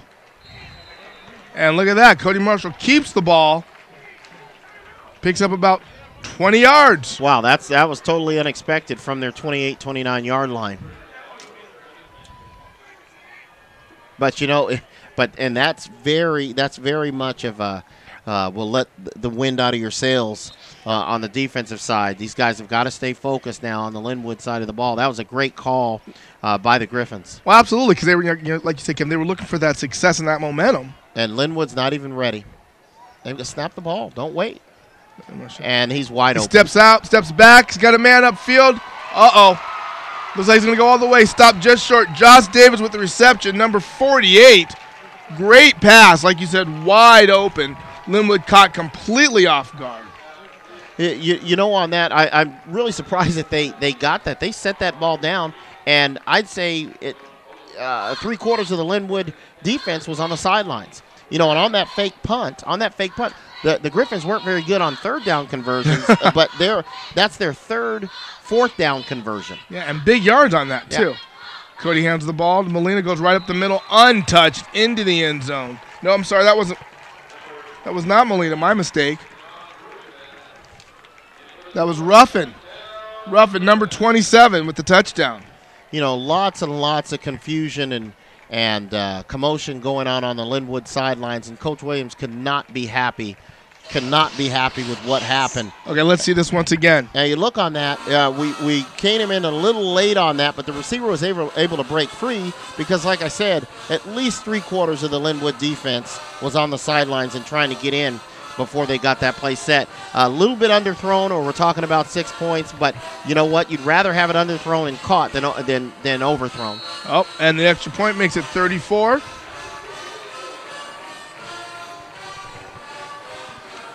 Like I said, very deflating play for Lynwood was that fourth down conversion, that fake punt. Glad to see John Ruffin get into the end zone. With the injuries prior, he was really the workhorse in the backfield to kind of have to step up and carry some of that weight while Molina was convalescing. Yeah. That's the word of the day, folks, convalescing. Look it up. Yeah. Like I said, Coach Williams on that play was not happy at all. He was not happy at all into what happened. No. And actually, he made it a point. A couple of the Lynwood players went and sat down on the bench on the sidelines, and he made it a point to take off his headsets and go let them know exactly what he was unhappy with. Back to the squib kick. Oh, this could mean trouble. Picks up the ball at about the 2-yard line. Gets wrapped up at about the 6. Rodden Ogilvie getting wrapped up right around the 6-yard line. Well, the wheels are just falling off right now. Blake Johnson with the stop, who by the way, is also our punter. Well, especially down 34-7, and the fact that the Griffins can just pin their ears back, although it's not like Lynwood is going into a 5 or 7-step drop, no. But you can really, really just bring it to them here with them backed up against their own goal line. Yeah, I predict a counter. And that's what we saw here. Yeah. Griffin's trying to strip the ball. from Kevin Small gets in there. Number 22 for Los Alamitos. Yeah, a couple of the teams, the Griffins have faced in this preseason, they just haven't been able to put the ball in the air, so they haven't been able to generate any amount of momentum offensively. Like I said, and that's not to take anything away from the Griffins defense, which I think has performed absolutely outstanding over the weeks. However, you just can't tell. I just don't think that the level of competition that they've faced has tested them yet. Yeah, has tested them at all. Inside handoff for Lynwood. Stopped after about 2 yards.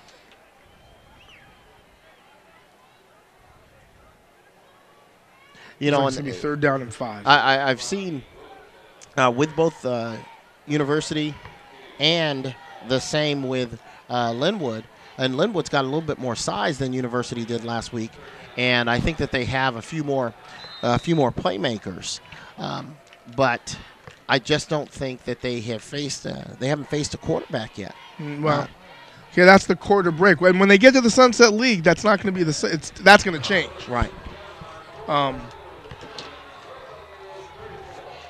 Okay, we're going to take a 30-second break. Back to the action shortly. Worthington Lissack Insurance Services has been serving your area for over 20 years. Our friendly staff will work with you to come up with a policy that works best for you. We work with Mercury, Safeco, Progressive, Fireman's Fund, and the Hartford. We offer coverage for auto and home insurance for homeowners, condos, and renters. We also offer commercial and business insurance, including commercial property, general liability, and more. Call Worthington Lissack Insurance Services at 562-795-5744. And we're back, folks. We are back. Those are championship cheerleaders. You know you have a good football team when the cheerleaders are champs.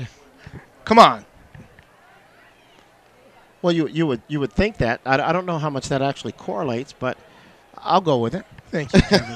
Thank you. The football team is so good that the choir is national champs. Yeah. Come on, I watch Glee. Quarterback, singer, come on. All right, Lynwood backed way up in their own territory. Takes a snap at the line of scrimmage. Quarterback steps back. Broken play. Oh, eaten up in the backfield. It's a fumble, folks. Oh, looks like they're calling him down. Yep. Looks like they're calling him down. Garrett King comes in and just crushes Lynwood's quarterback. Yeah, we had a definitive ball was down call right from the get-go. 4th down and 5, 4th down and 10 at the 5, and so we're going to have the punter backed up against the back of the goal line. Okay, we've got Luke Pastel back to receive, back being on the 35-yard line. So either way he slices, he's probably looking to have some pretty good field position for La Salle.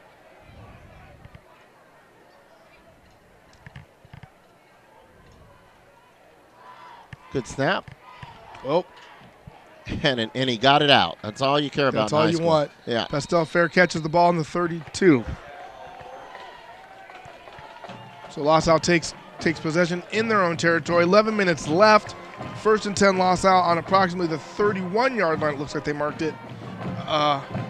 And we may be one score away from a running clock here, Kevin. Even a field goal will set that in motion. Yeah, let's see who comes out. Richie Molina has gone over the 150-yard mark for tonight. Like I said, he's been the workhorse and is having a great game. And most of those yards, overwhelmingly, most of those yards in the second half. Dejon Ruffin is in the backfield for the Griffins. Nice stutter step. You know, that showed some real good patience, that run right there. Yeah, that was Kendall Brownlow.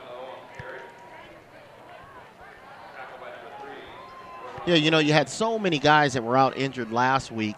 Now with this type of lead, you want to start getting some other guys reps. Sure. And as I say that, Molina comes back out on the field. Griffins have man split out to the left. Marshall get a little bit of trouble, able to get rid of the ball, put it in the hands of Molina. Reception and carries it all the way out to the 11. Want to see if we could get him into the end zone one more time.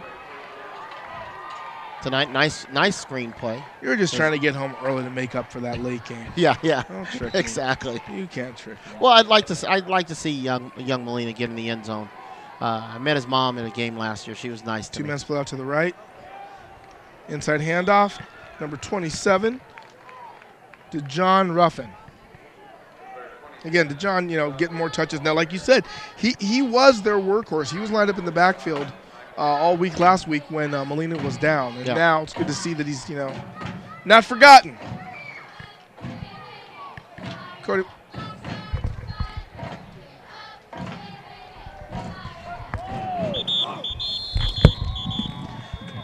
Right now, just at this point, I was just about to say, that everything's settled down with the penalties and the procedure penalties with the Griffins, and we turn around and get one of those.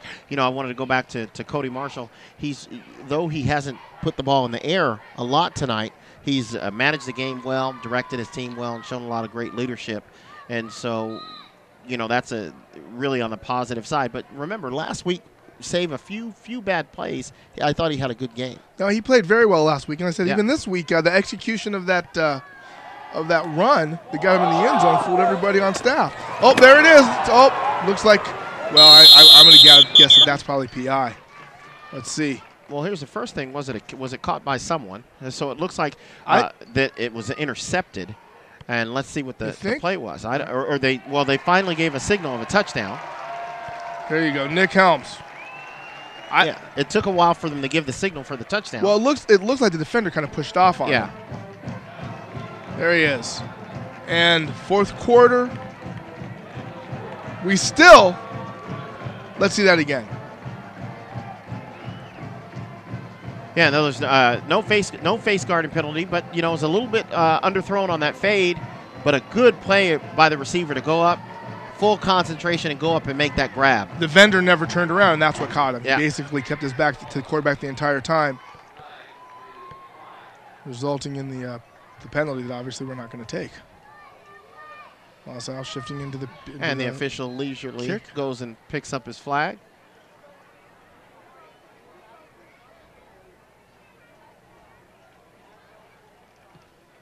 And the point is good. LaSalle 41, Lynwood 7.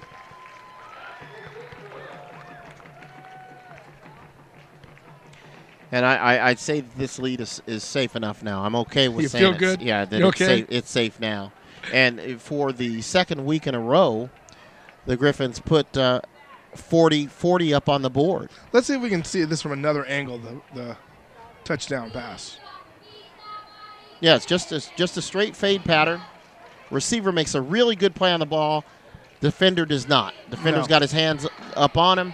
Good call by the official. An even better catch. The question that I had was who came up with the ball. Right.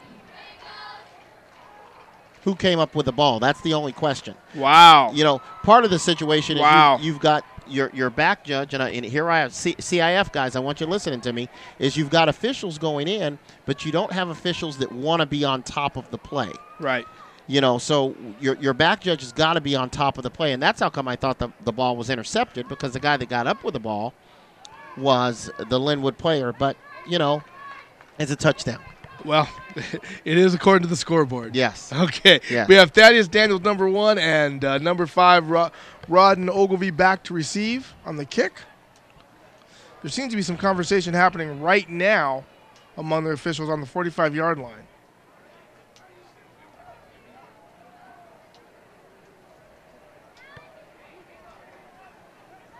Well, it looks like they were making a call. It looks like they thought that on the touchdown they were going to make some sort of penalty assessment. On the kickoff. But for the officials at the CIF office, that's Kevin Robinson, and you can look me up. You can send me, and I will give you a little bit of guidance on what we can do with some of these officials. Yeah, you know what? I got to say that, people never get me and Ron Cluey confused, Kevin, but you're going to get my house TP. That's okay. Oh, those officials, they know I'm just giving them a hard time. No one has ever walked up to me and said, "Aren't you Fritz Pollard?" It's never happened. And yet, Kevin's out there using my ATM card. Yeah. Good. I think that might have been one of the best returns we've seen from Lynwood. Well, we had one that was nearly broken. The last minute shoestring stumble, but beyond that, they haven't had a lot of success on the returns. We've been doing a lot of the squib kicks. LAHS has been doing a lot of the squib kicks. Yes, and that's worked fairly well for them. Jamal Tate joins his team in the huddle. Now, a couple things. Let's see if Lynwood can come out and get that fire back that they had on a couple of drives ago. Well, and here's the thing. They had success, largely on a passing drive. The quarterback had to tuck it on a broken play, but they were able to move that ball in the air, something that we've been looking to see happen the entire game. So maybe a little bit late, but see if they keep it going. We're going to go back to the inside handoff to the fullback, number 32, Rodney Wilkerson. Well, the Knights are going to have to shore up. Jeremy Terry, number 4, with the tackle. Yeah, they're going to have to shore up a few things offensively for sure.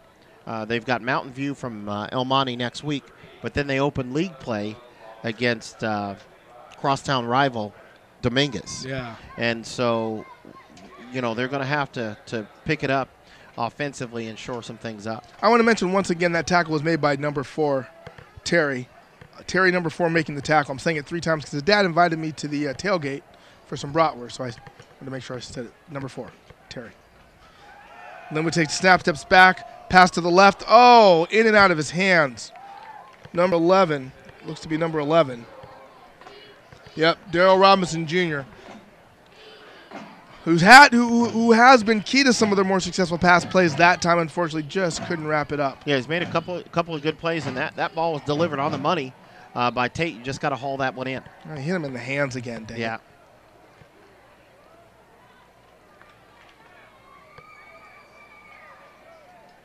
I just can't give enough credit, though, to that Griffins defense. The 2 weeks that I have been a part of the broadcast, they have done exactly what they should do against the teams they've played. And Tate steps back. Oh, no. Looks to be a fumble recovered by Lynwood, who fell on that.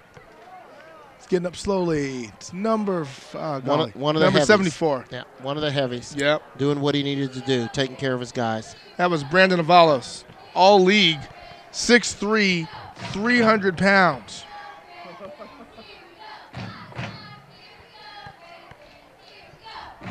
Now, Kevin, what happened with that fumble? It looked like almost like he was looking to pitch it and somebody wasn't back there. It looks like one thing you tell your quarterbacks is, hey, you drop back, keep your ball up high, and do not take your both hands off the ball until you're ready to throw. And he dropped back and didn't protect. Oh, fake kick, snap right to the holder. Oh, look at this.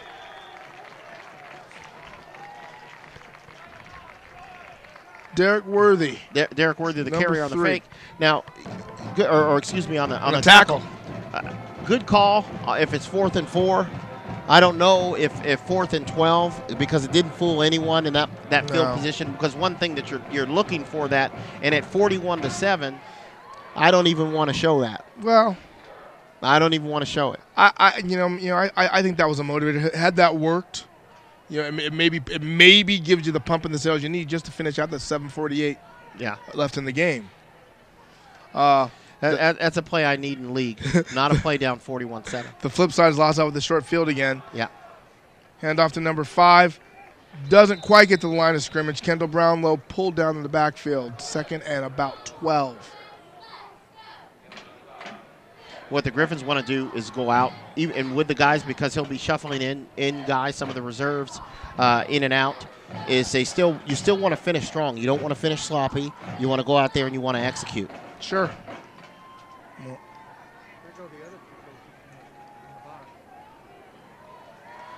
Two men split to the right, 1 man wide to the left. Hand off to number 27. He's back again. That's Dejon Ruffin, folks.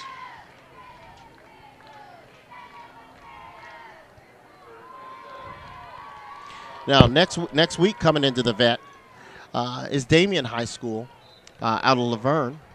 And always competitive sports programs there before we get into Sunset League action with the first 2 games, the Huntington Beach Schools, Marina here at Vets, and Edison also here at Veterans Stadium. Now, what do you think? What's your take on the new Sunset League Huntington? Here we go, number 27 once again. Deshaun Ruffin getting the ball. Fine carry, picks up the first down and a little bit more.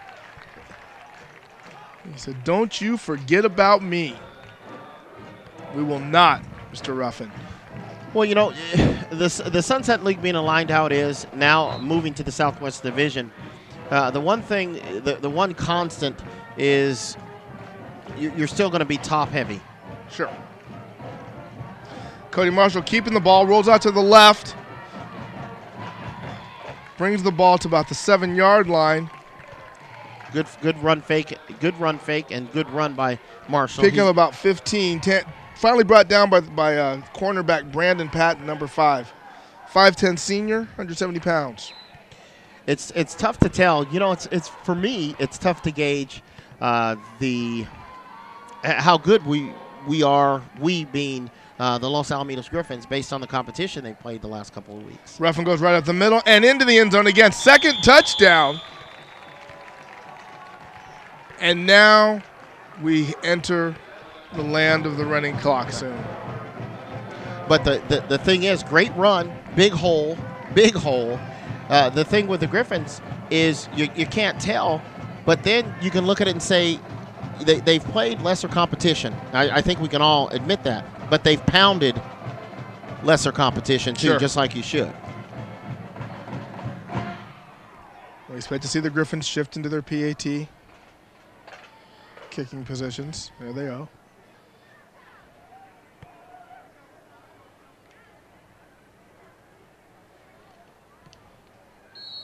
And so far, just like the freshmen, they're up 41 points. But, you know, unlike last week, where in University really, even though they lost the game by 40 points, I thought that they put up a good fight. And still, I think that this Lynwood team, I believe, is much more talented, I think, overall than University. But the Griffins' defense is tough as nails. No, they are. They are fast, yeah, and they're on you quick. And I think they hit the nail. I think that the strategies were just a mismatch because, as you pointed out, the Lynwood game plan depends so much on those slow setting up sweeps, reverses, and counters. Back to receive for Lynwood. Thaddeus Daniels, number 1, and number 3, Rodden Ogilvy.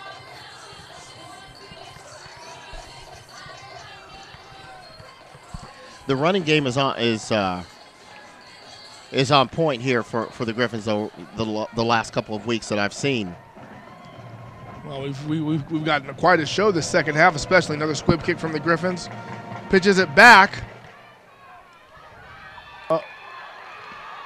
Returns to the 30, getting pushed out at the 35. Number 1, Thaddeus Daniels, pushed out by Derek Worthy, number 3. Looked to be a smart decision to turn around and pitch that ball back to your return guy. Well, not if the guy doesn't follow his blockers. Well, and runs outside. So, but you know, the one thing is you want your playmakers out there trying to make plays, sure, and that's all they're trying to do. Young guys, you watch guys in the NFL, and you'll have a picket set up to the left or right, or you have a middle return, and they try to use their athleticism and speed and won't follow their blockers. Okay, we have replacement quarterback number 11.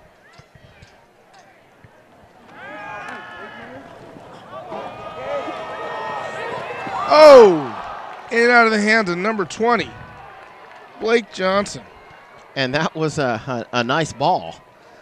So they obviously had Robinson come in for a reason. Absolutely. And that was a well-thrown ball. And you basically want to put it on that outside fade. Either my guy's going to catch it or nobody's going to catch it. Right. No, that was a nice pass. We've seen Robinson on the other end of the transaction most of the night. Well, it's what you've been waiting for, Keith. The clock's running. Well, don't put that on me. Robinson stays in at quarterback, takes the snap, inside handoff. Pickup of about 6 yards.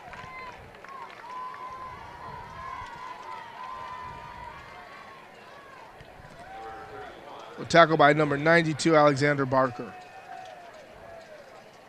Well, I think the story of the night has just been the efficiency in the running game by Los Alamitos and just the toughness of the defense.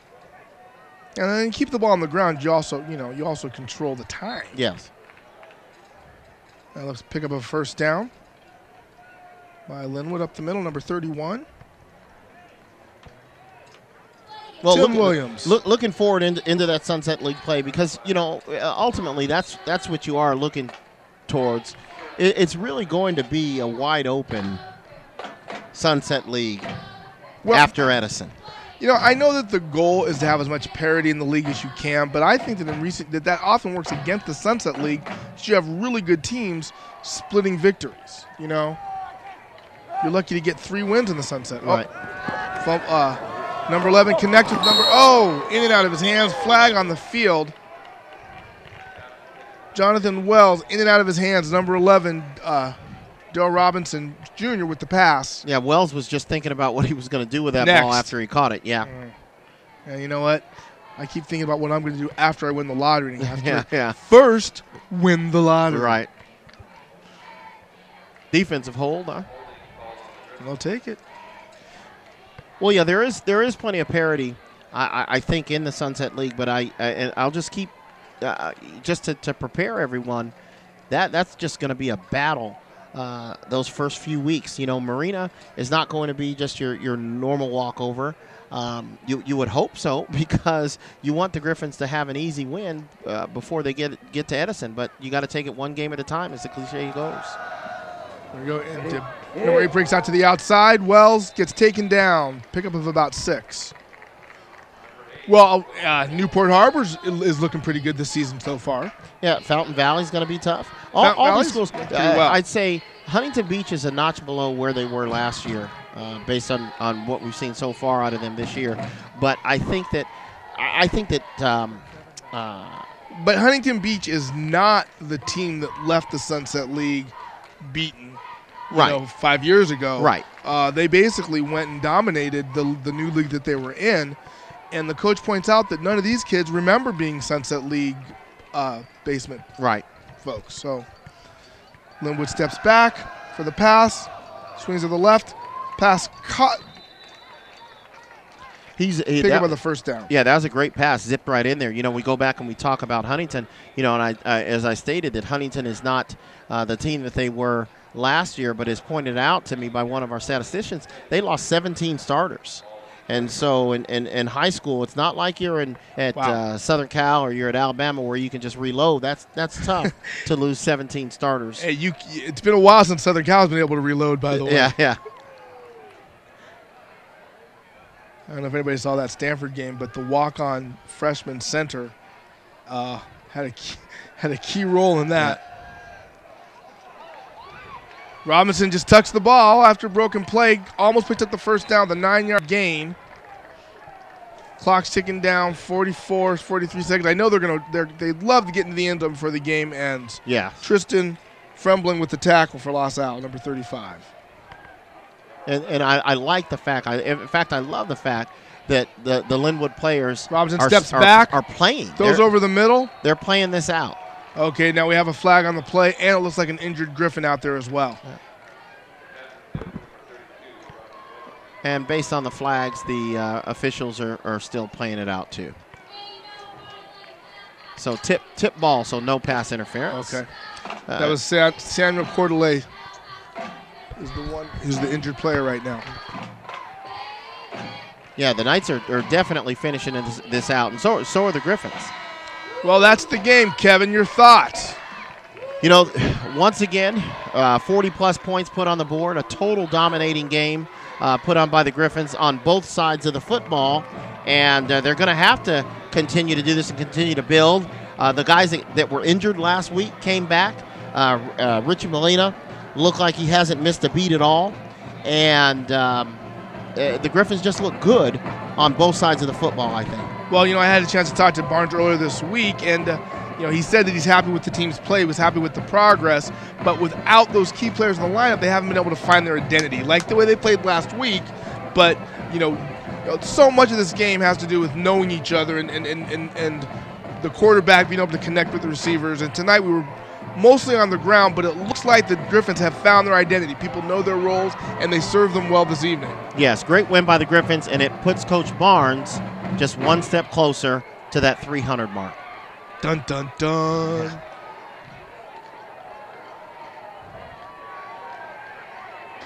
We'd like to say goodnight to everyone at home and congratulate the Los Alamitos Griffins on another victory. This is Keith Jones signing off, along with Kevin Robinson.